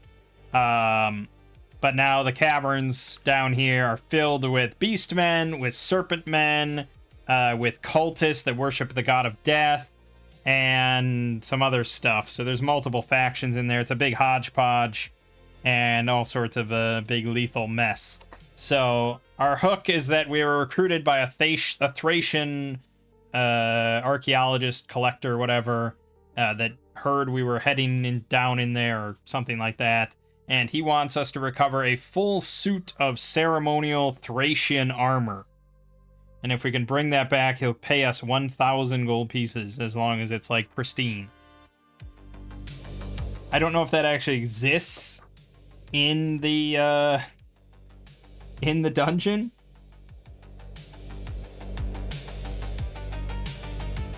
There are ceremonial guards that do wear ceremonial plate. I don't know if that's specifically what he's looking for, but they're also wearing it, and killing them without harming it and leaving it pristine is going to be kind of tricky. So maybe there are some unworn suits of this ceremonial armor down there, or maybe you can catch these guys out of their armor when they're sleeping or something, because they are human. So maybe, we'll see. That's our hook, though, to get us in the dungeon, is we're looking for this some ceremonial armor to bring up. But we also know there's treasure down there. So we're kind of hand-waving any of the hex crawl aspects or anything like that. We're not worrying about that. The focus is on the dungeon. So if there is a town nearby, a village or whatever, the descendants of the Thracians, they kind of have a town set up nearby. So a couple hours away, and if we want to go back to town, we just kind of hand-wave it and go back to town. But most of the focus is going to be on the dungeon. So we're at the...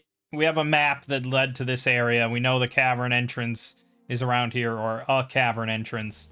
And we're just going to poke around the jungle. Okay, what I don't want to have is just player lighting or anything like that. And we don't need that. We're playing solo. There you go. Alright, so we're wandering around. We see a lot of rubble, remnants from very, very long ago of the Thracian Empire. Picked over, completely clean, just like remnants of walls. But we do spot here this. And again, I'm going to be repeating descriptions I've read before. Adjacent to a surviving patch of cobblestone street, little remains of this ancient structure beyond a few ivy-covered walls in the process of being reclaimed by the surrounding jungle. Despite its relatively poor condition, the ruin looks to be solid and might well serve as a shelter should the need arise. Alright, so there's a little left here besides the foundation and a couple of walls, but there is a 30% chance of a random encounter at this point. So we're going to roll a d10. If we roll a 1, 2, or 3. Nope, so no random encounter. So much like the last time we did this, we're going to wander in and poke our way in and search the area. We find a tablet written in Dwarf. I don't remember the rules for Shadowdark for languages. I assume it's based on your int modifier.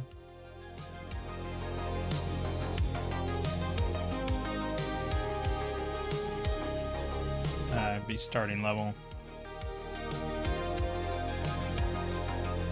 Wow, it doesn't even mention it. Really, languages play that little importance.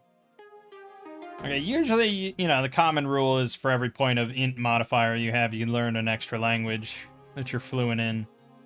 Yeah, another one of those things that just... Oh, wizards know 2 additional common languages and 2 rare languages. But we're not playing with wizards. So, yeah, I would do that as a common rule. Which means Malcor actually knows 2 more languages. And Tarina knows an extra language. So we could put that in. I have him knowing Elvish.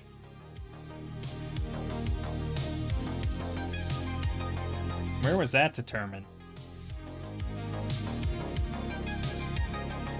Oh.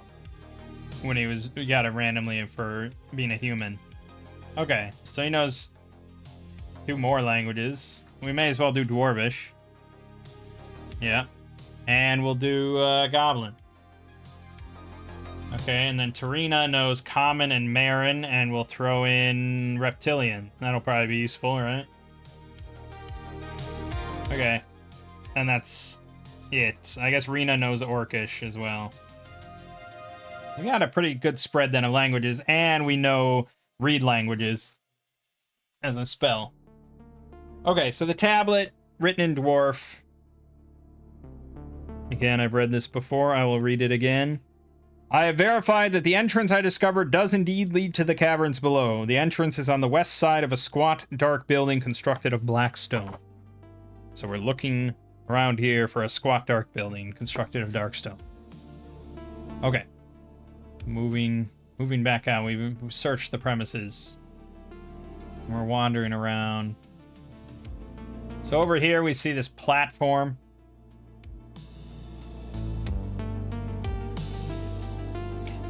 The air here is still, and not even the cries of jungle birds can be heard in this secluded jungle grotto. Little of the ancient building which stood here remains, merely a portion of the foundations which sit atop a small 5-foot rise. The ruins of the broken exterior walls give not the slightest hint of what this building may once have been. Now, the last time I played this, I said that it looked it looks very barren. It looks just like an empty plain foundation with rubble on it. There's probably not much on there, and it's a 5-foot elevation you'd have to climb up onto to look. Now, what I didn't mention is that if you go to the west end of this foundation, which I assume if you're playing and you say, I'm going to search this whole area, you're going to end up on this western end. You get hit with a volley of darts. Because there is a hunting party of lizard folk sitting in the water.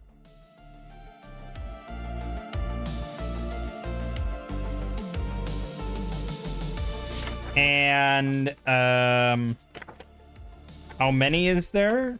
Well, you roll randomly to determine the size of the patrol, I guess.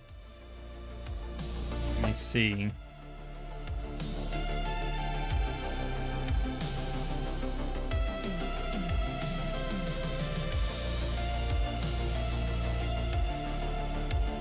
I think you do.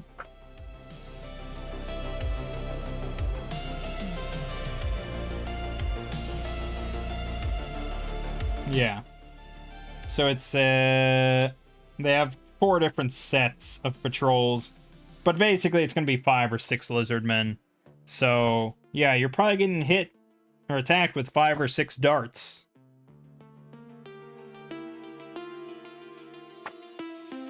And these darts, they attack with a +3 for 1d4 damage. Chances are that if you go to that western edge and you don't spot this ambush, you are dead. Your character is just fucking dead. Thanks for playing Caverns of Thracia.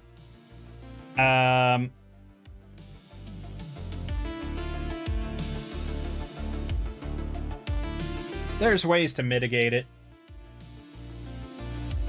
I mean, obviously, mechanically, you could do, like, a wisdom check to see if you notice it. Or, narratively, you could sort of maybe narrate that the character sees, like, some bubbling in the swamp or something that looks a little ominous. In which case, most people are just going to kind of, like, run away. But maybe not. Yeah, I think it's just a little brutal.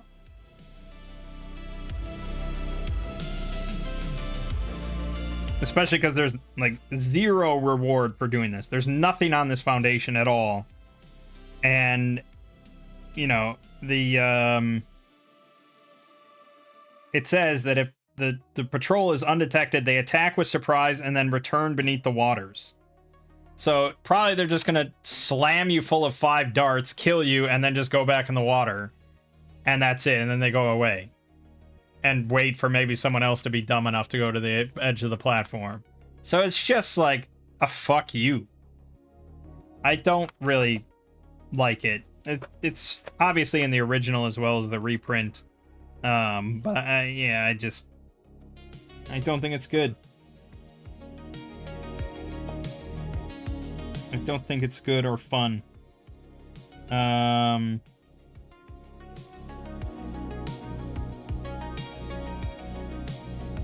I mean, ambushes can and should exist narratively. I mean, certainly there's going to be groups, you know, in their native territory that are going to be very wary and watchful of intruders and want to ambush them. And it's a very powerful tactic, obviously. But I also think that ambush, like surviving it or circumventing it, surpassing it, whatever, should provide you with a positive effect or a reward or something. This is just a fuck you for no fucking reason other than informing you that this place sucks and there's lizard men about. So I don't know, because we're gonna get to an ambush soon, obviously, like we did last time.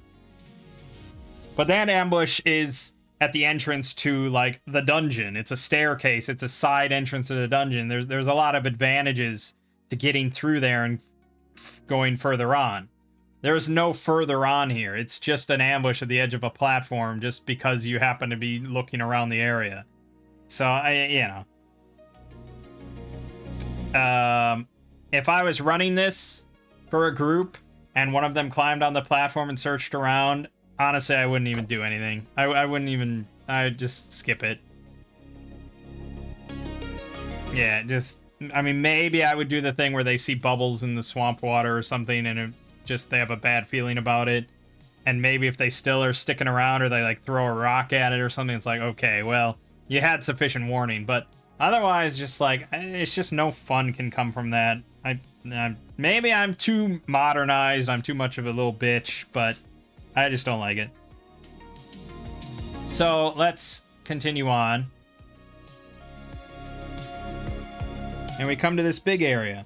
What was obviously once a building of great significance, perhaps even a temple to a now forgotten god, has long since fallen into ruin.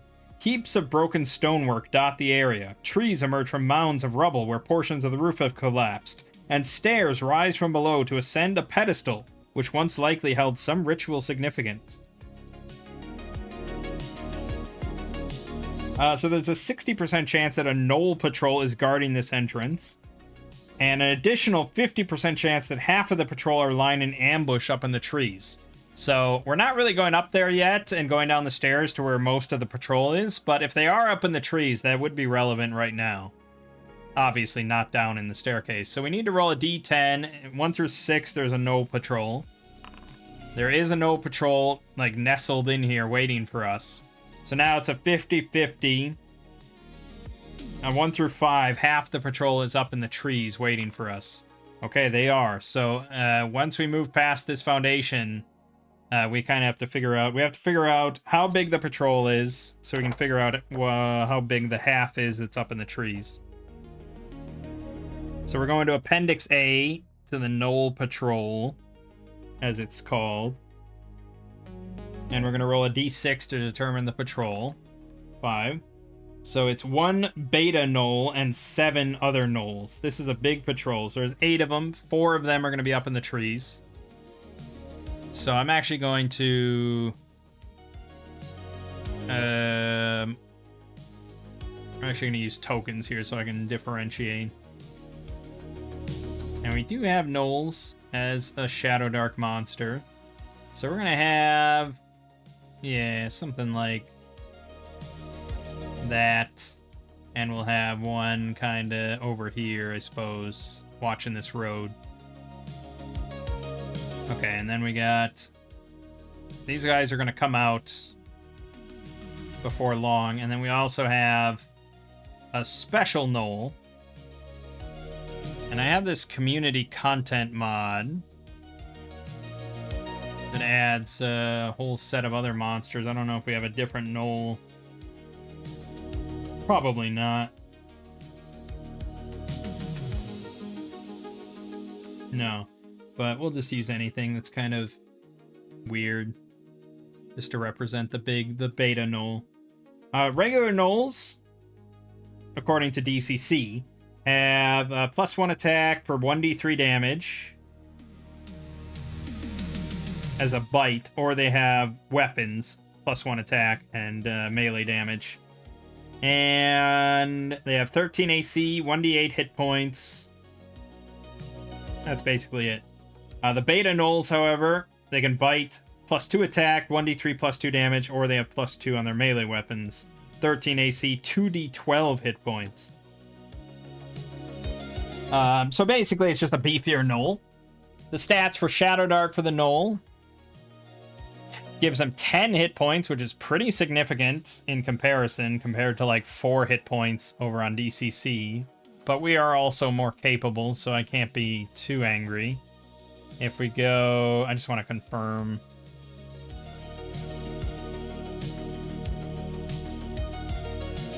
Yeah, so 10 hit points.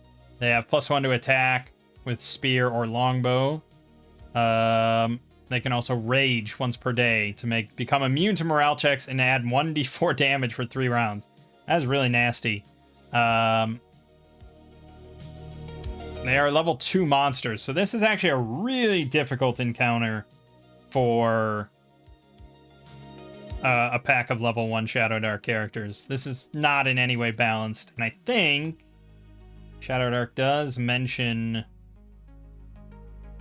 encounter balance somewhere. I think there's like a vague concept of it.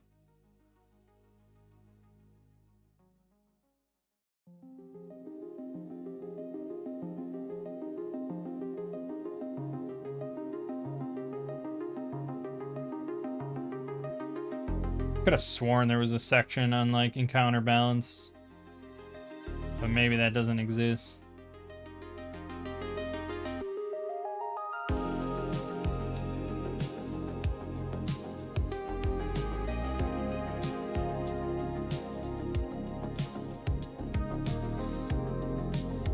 Damn, I could have sworn there was something.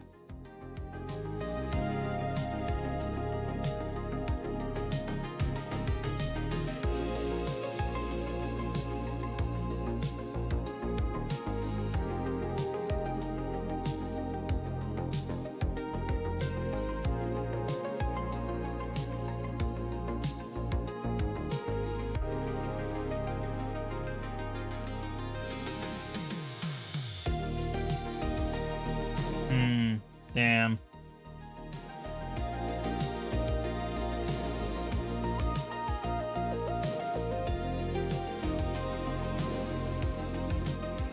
Now, see, I'm just annoyed by this because I really could have sworn there was some mention.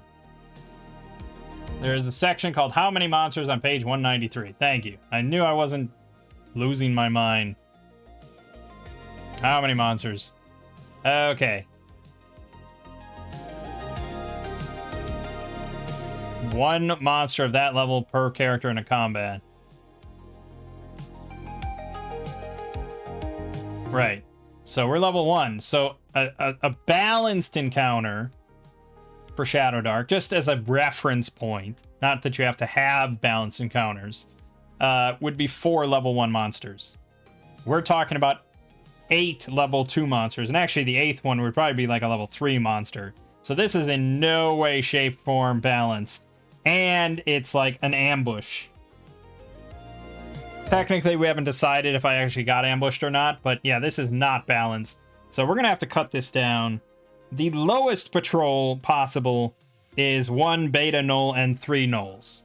So I think we're gonna go with that instead. So we're gonna cut out this guy, and we'll cut out this guy, and then we'll cut out this guy and this guy.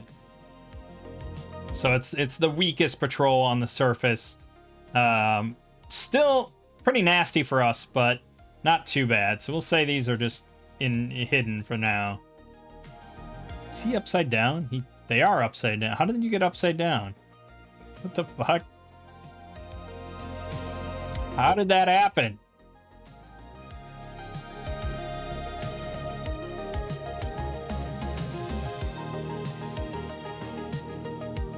I have no idea. Alright, anyways. Alright, so.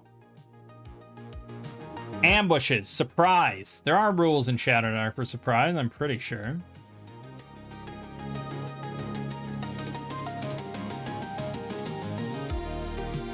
Creature begins its turn undetected, has the advantage of surprise. If combat hasn't started yet, those with surprise take 1 turn before the combat initiative roll.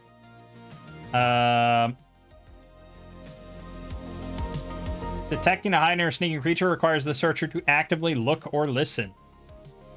Are we actively looking or listening? Hard to say. But it does say creatures who are hiding or sneaking must succeed on dex checks to go undetected.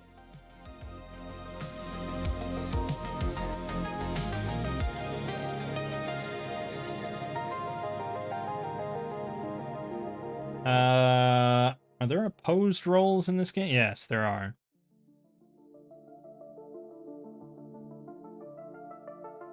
Okay, so depends on how you want to do it, of course. So I like group checks. So basically, we're gonna have the gnolls roll 1 roll to determine their sort of stealth check.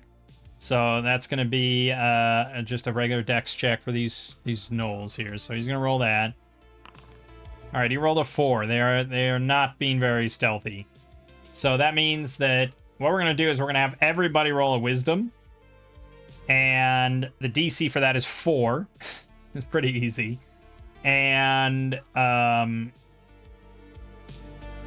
long as at least half the group... Or is it over half the group? More than half. Yeah, I think it's more than half. This works better in Tales of Argosa that has success and great success and stuff, but yeah, we'll will be a little harsher because it's Shadowdark. So more than 3 of the 4 have to succeed on this for it to count. So Rena succeeded. Pico did not succeed. Malcor succeeded. And Tarina succeeded. So it was 3 of the 4, which means that we do spot the gnolls. They do not get a surprise round, and we're going to go to initiative. So this is side-based initiative, which I think is just Dex, right? Yeah. So again, they get to roll their Dex mod now for initiative. They rolled a 17. That's very solid. We're going to roll with our highest, which is going to be a +2. 20. Okay, so we do get to go first. And we spot these gnolls up in the tree. Maybe one of them was starting to doze off or something and he slipped. Alright. So we all get to go. Well, ranged attacks abound, although I do think there's going to be some cover here.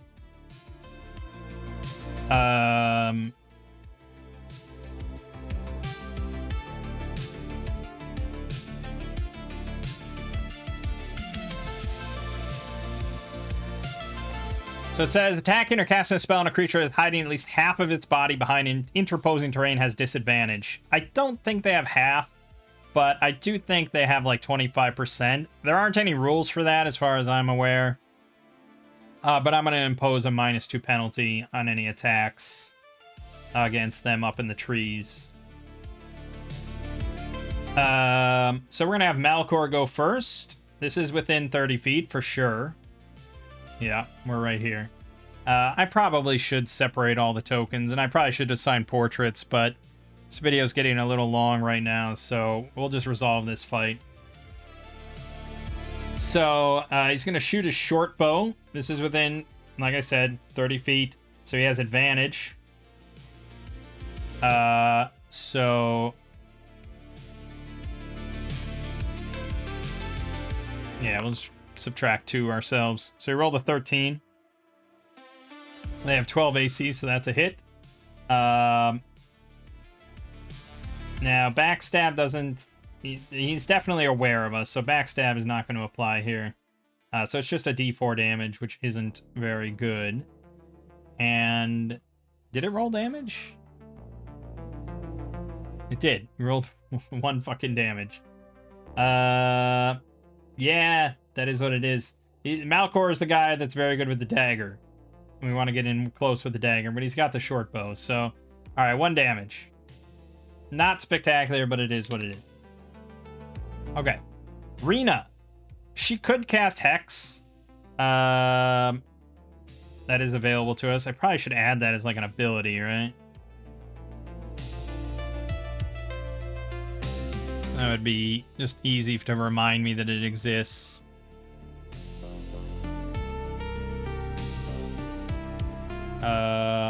Yeah, there's really no...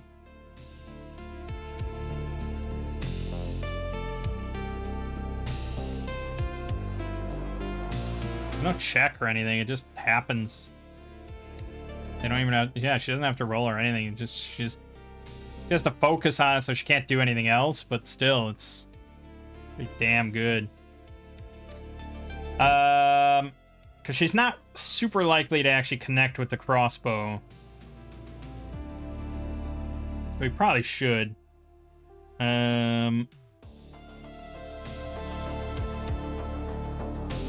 They are gonna have to come down off the trees. So yeah, Rena's just gonna hex this one. So I'm just gonna put a little, I don't know, some sort of effect.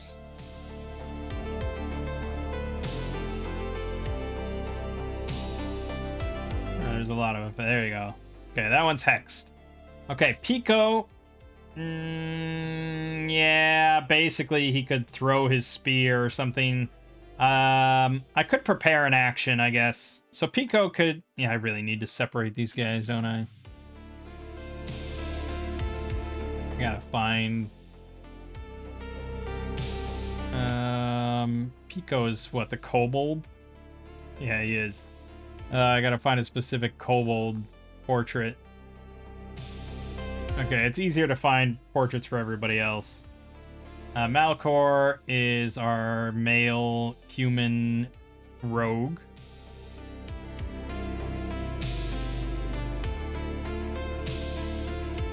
Sure, it's fine. Rena is our female human witch.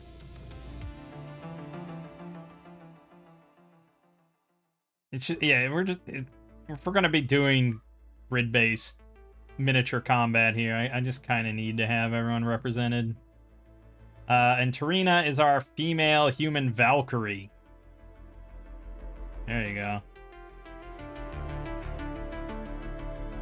Now, I don't think it's going to apply that properly. Yeah, to the tokens. It's annoying.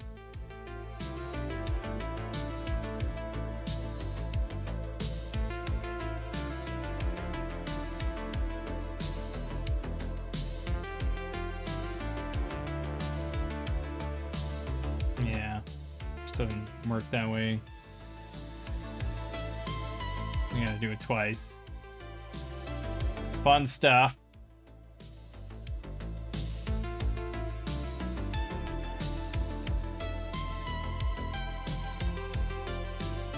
What the fuck? That's not correct at all. You have the right image. That's the token artwork. Why would you do that?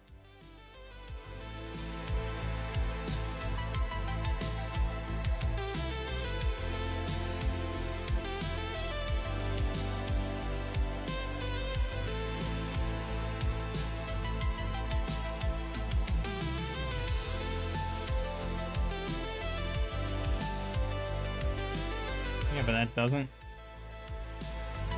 No? Why does that not work?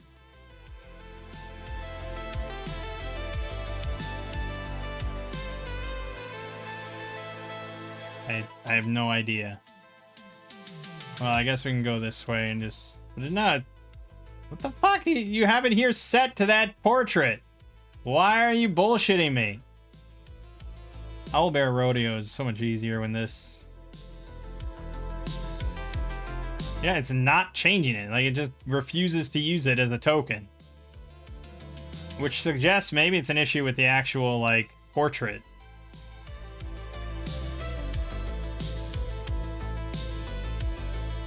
Because what if I use, like, I don't know, anything else? I don't think I have... Well, we have the Pathfinder stuff, which lets you use some things. Yeah, that works. So it's specifically with that folder. So why are you rotating like that?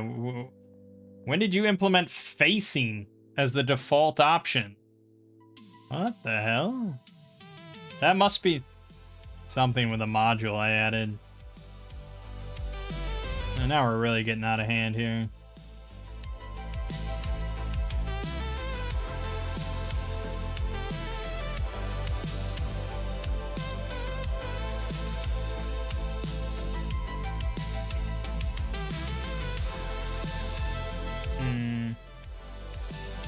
I have no idea.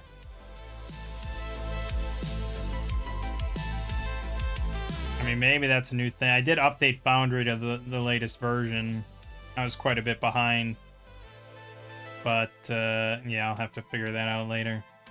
Alright, anyways, I just want to differentiate 4 different characters. That's all. Okay, well, in that case, Pico should be pretty easy to find a kobold.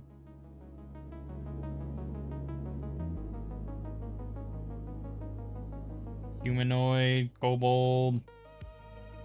Pico's a beastmaster. Sure, use that.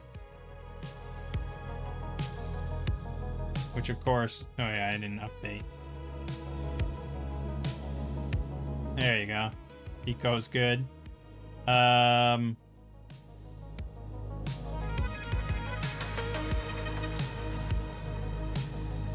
Yeah, I don't know why that nice set of portraits. It used to work, right? When I was doing that Tales of Argosa campaign, I'm sure I used these portraits. Okay, arena.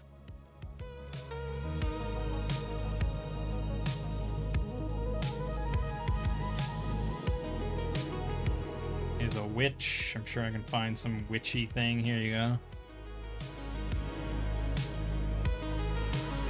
Okay. It's fine. We know the different characters. I mean, granted, I probably would prefer... God damn it.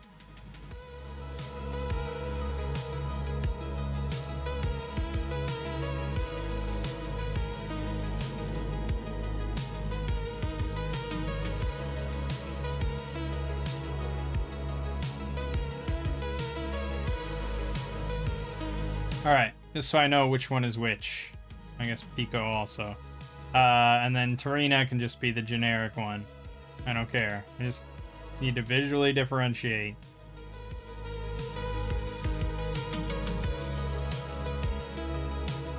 Okay, that's fine. So where was I? Oh, right, Pico.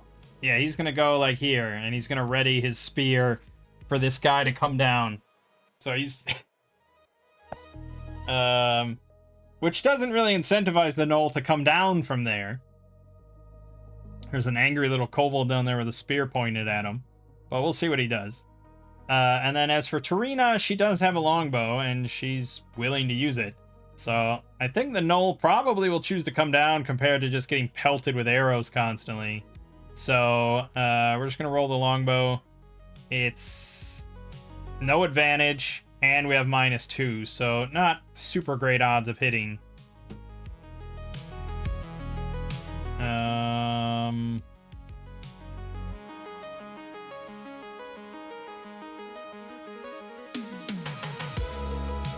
okay. Alright, so we rolled a 2, so that is a miss. But, hey, it sent a message, right? Alright, the Gnolls get to go. So this one, well, they're both going to come down, of course, and they're both, like, whistling for the others to come in. So they're going to come in the next round now. This one's going to climb down, and I don't think we need to involve a check here. Theoretically, you could, because they are under the time pressure of being in the midst of combat and climbing down a tree. But I'm assuming they're fairly capable. So, you know, obviously the ones that are the most comfortable up in the trees were the ones that were sent up into the trees. So he's going to climb down, and you have a movement rate for them? Probably listed here, isn't it? Near. It's okay, so they don't move especially fast or anything. If we assume it's... They were 10 feet up in the tree, climb down. I don't know if there's rules in Shadowdark specifically for climb checks or anything, or climbing movement rate. Usually it's like half your movement rate. Oh yeah, there it is. Strength or dex check to climb half your speed. Fall if you fail by 5+ points.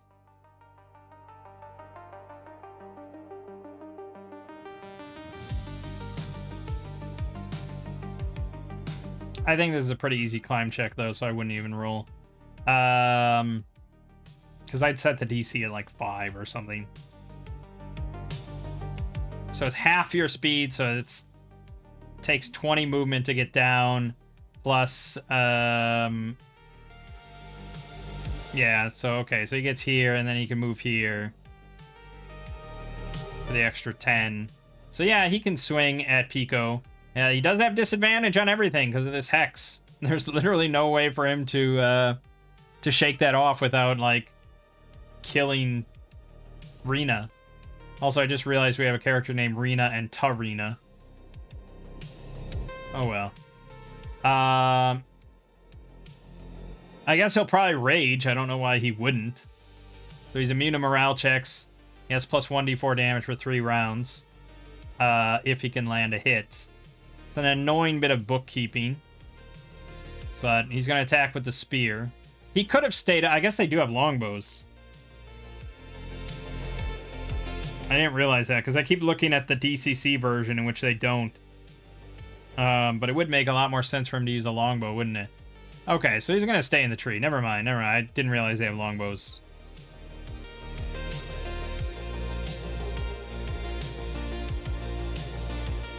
Yeah, and they would have longbows. The other two probably just have spears. But alright, these have longbows.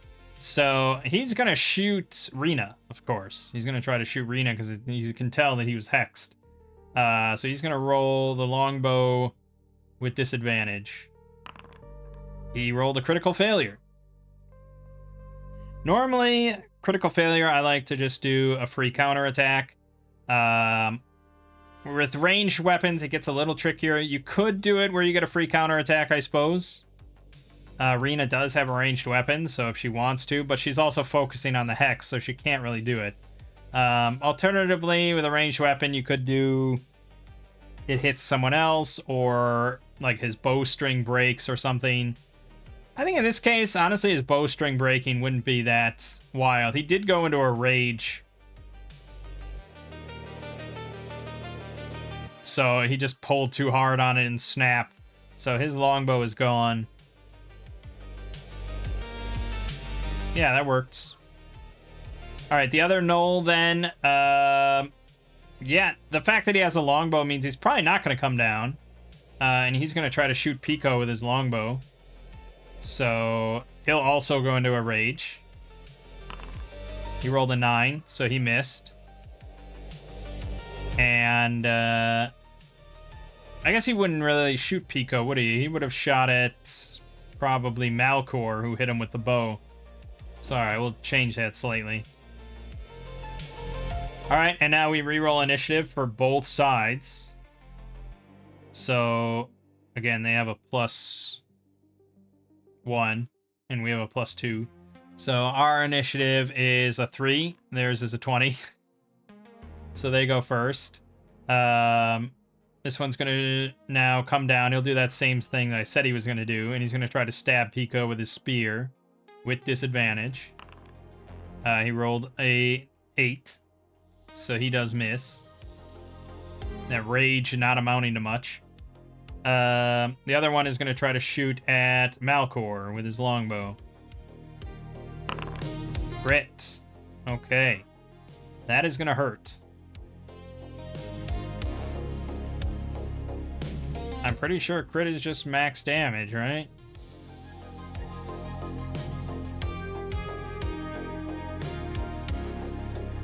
Double its damage dice. Okay, so it's 2d8. Alright, well, that's not necessarily bad, but it's likely Malcor's down for the count. Yep, 11. So he goes down to 0. That's a pretty big problem. Well, actually also added 1d4, so he did a lot of damage. So, the death timer. 1d4 plus con mod, that's how many rounds he has until he dies. On each subsequent turn, he's going to roll a d20. On a 20, he rises with 1 hit point. Others can do a successful DC 15 intelligence check to stop him from dying. Okay. Well, this is looking not great, I gotta be honest. Malcor was a good chunk of our damage potential.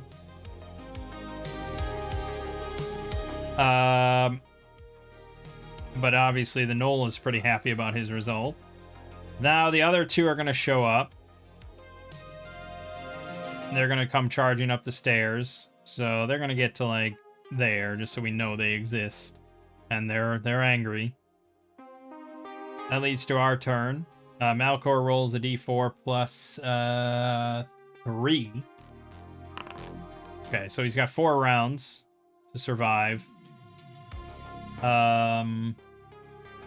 Rena's focused on that hex. That's just too valuable for us. We still have this asshole up in the tree. But Pico has a valid target now, so he's going to try to stab this other Knoll with his spear. He does not hit. He misses by 1. Tarina could keep shooting at the Knoll in the tree, which honestly is looking like probably her best bet.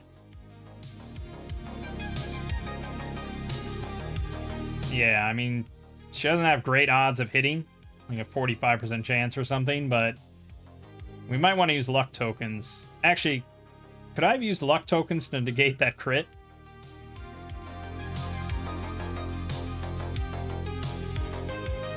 No, it's a reroll you make, not the enemy.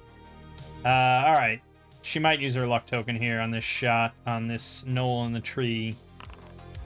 If you roll the 7, she is going to use her luck. Reroll. There we go. 8 damage. Not quite a kill, but pretty darn close. Now he's still raging, I think, for this next round, so he's still immune to morale checks. Pico missed. She hit. Rena's focusing. That's it. New initiative. We get 17. The Gnolls get 13. So that is us again. Pico is going to try to stab this thing again. He's really not very good. No, he missed. Tarina's going to try to shoot the one in the tree again. Crit. Excellent. 15 fucking damage. Shoots his skull out of the fucking orbit. That's good. That helps us a lot, because now that might provoke... That should provoke a morale check for the others. Except for the one that's still raging this turn. I didn't rule that the others were raging just yet. No, Shadowdark's rules are more specific. Half their number. So no, they're not going to go just yet. Other games are a little bit more like when the first one dies in a group, there's a morale check, but that's usually an individual check. I guess this is also an individual check. But it is kind of unlikely. Or it is likely that they will flee. DC 15 wisdom check. These gnolls have a wisdom of 0. So it is very likely they will flee. So I suppose it's fair. Pico missed. She got the kill. Rena's going to keep focusing on the Hex. And we have to roll for Malcor's D20. Okay, he's still going down. He's got 2 rounds left. Tarina might have to patch him up, but we're really trying to provoke a flee here. Okay, so they get to go. This guy's going to try to stab Pico again with disadvantage. He missed. That's fine, because now these others are going to be coming in.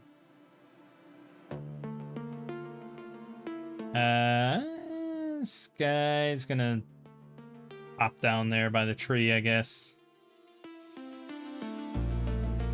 So for the big gnoll, I guess we're basically just giving him like an extra... Basically like an extra 1 to his attack. And a decent amount more hit points. I mean, based on DCC, the gnolls would have hit points of like... He basically has twice as many. So he's going to have 20. Wow, that actually worked out. Okay, perfect. And 14 AC, I think, is fair. Sure, we'll go with that. Alright, so this one is stabbing Pico with a normal check. That is a miss. And this guy, well, technically he'd have a +2 for 1d6 damage. So we'll just roll normally. He critically failed. Wow. Okay, so Pico gets a free counter shot at him. Miss. I could use a luck token, but it's probably not worth it. Okay.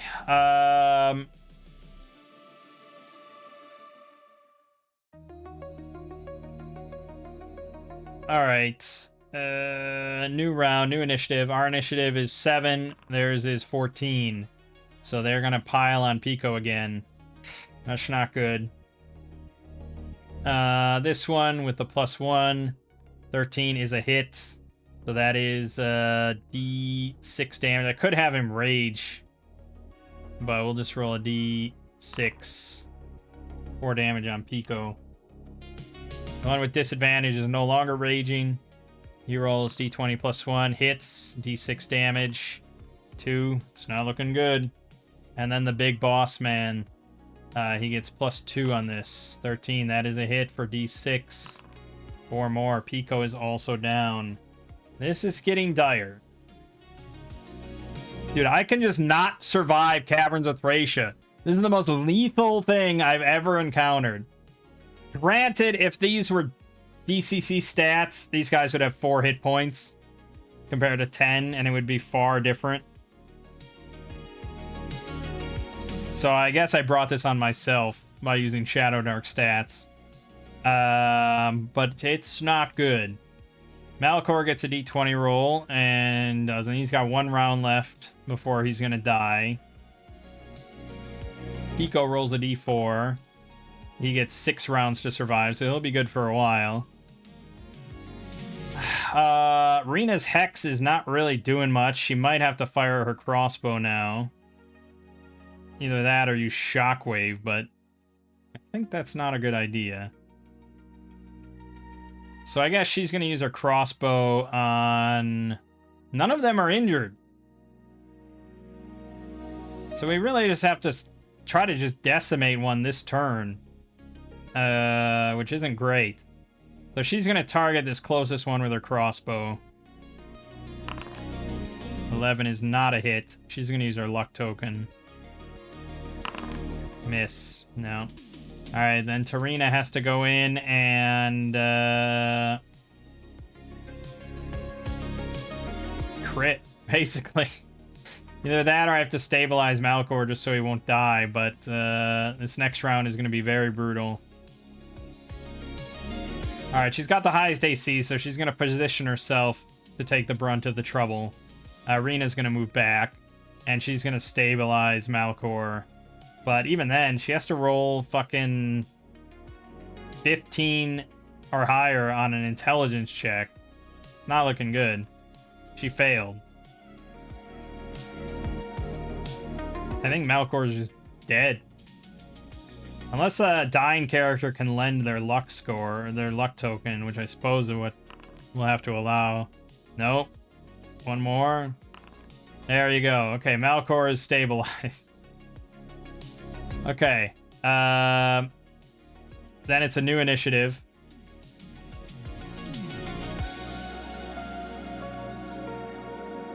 So this guy's no longer hexed. And they're gonna just surround Tarina here. So first null misses, second null misses. The big guy fumbles. Okay, longsword coming out. Okay, not much, but it exists. It exists. Oh, we didn't even roll initiative, did we? Why did I let them go first? Okay, well, we get a 12, and they got... Okay, so they did go first. Alright,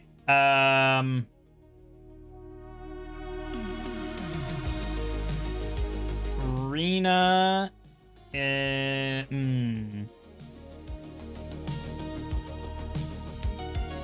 Okay. She's gonna reload a crossbow, and she's gonna fire at this one. Miss. And Tarina's gonna try to longsword that one. Hit for 4. Pico gets a d20 roll. Okay. That's it for the round. Pico's at like 4 rounds left, I think, or something like that. New initiative. We get 4. They got 8, so they go again. Alright, that high AC is holding out, maybe. First null misses, second null misses. Big guy misses. Oh man. Tarina's just blocking left and right with that shield. Rena reloads crossbow, fires it at this guy, the injured one. Misses, of course. Tarina's gonna try to cut off his head.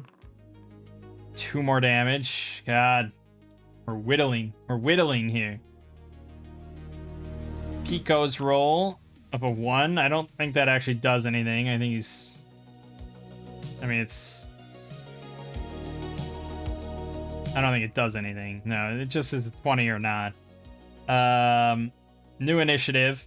We get a 18. They get a 17. All right. She's going to reload. Fire the crossbow again. Hit for 2 damage. He's down to 2. We're whittling. Can Thracia end this and force them to flee? No, she can't. She missed by 1. All right, first knoll. 15, miss. Second one, hit for D6 damage on her. 6, ouch. This could be the end of the game. Big guy. Yep, he also hits for D6. Yep, she's down. Okay, that's not good. Because now we're down, yeah. Pico's roll. No, okay. Our new initiative now is +0. We rolled a 1. They rolled a 20. Pretty decisive. This pack moves up now to Rena and almost certainly is going to kill her. First knoll, 17. 3 damage. She's down to 1 hit point. Second one misses. Big guy also misses. So she has 1 hit point. She's going to pull out her staff to try to hit this and kill him. She's a -1 on the roll. She does hit and caves his skull in. He's dead. Holy shit. Okay, that prompts a morale check for both of them. And again, they have a +0 wisdom. So, for the little guy, he fails. The big guy fails. They are going to flee from this fight. Thracia needs to roll a d4 for her rounds. So she's got 5 rounds. Pico's down to like 2 rounds or something. Oh, he rolled a 20! He comes back with 1 hit point. Holy shit. Okay, they flee back down into the depths. Combat is over. Rena's gonna try to stabilize now Thracia within the next few rounds. She fails. I guess Pico could also try, right? Very unlikely, but he can try. What did I say? 5 rounds. So now that was the 4th round. She gets a d20 roll. Fails. 3 rounds left. Fail. He succeeded. Okay, she's stable. So it says they stop dying, but they're still unconscious. So now they have to rest to recover. Which is basically... yeah, they have to rest for 8 hours to heal up. I don't know how we're going to get these 2 back to town. That's a very good question. We'll have to, like, construct some sort of makeshift stretcher to drag them back to town. But let's assume that that happens with relative safety. Most of the time, yeah, I mean, there would be random encounter checks or something, but I did say we were going to hand wave it. If you get back to town, you get back to town, but Jesus Christ.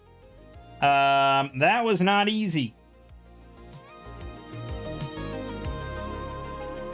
Granted, we don't have a perfect party, but you almost never are going to have a perfect party in Shadowdark or an old school game. Like, you're at the whim of random stat generation. You got shitty characters.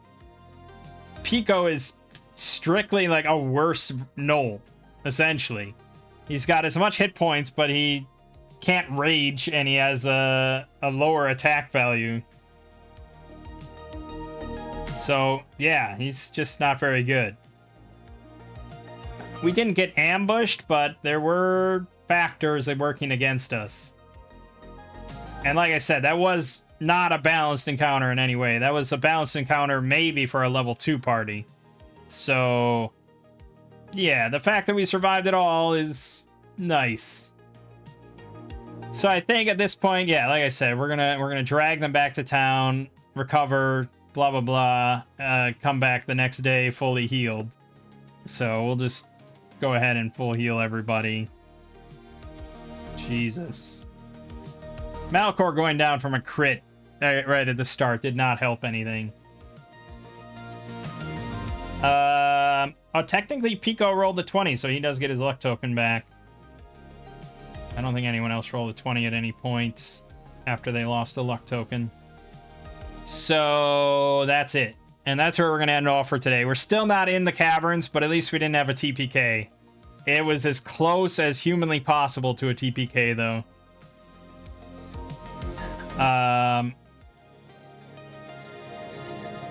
Which means that Shadowdark is slightly more survivable. Although I will point out that was entirely due to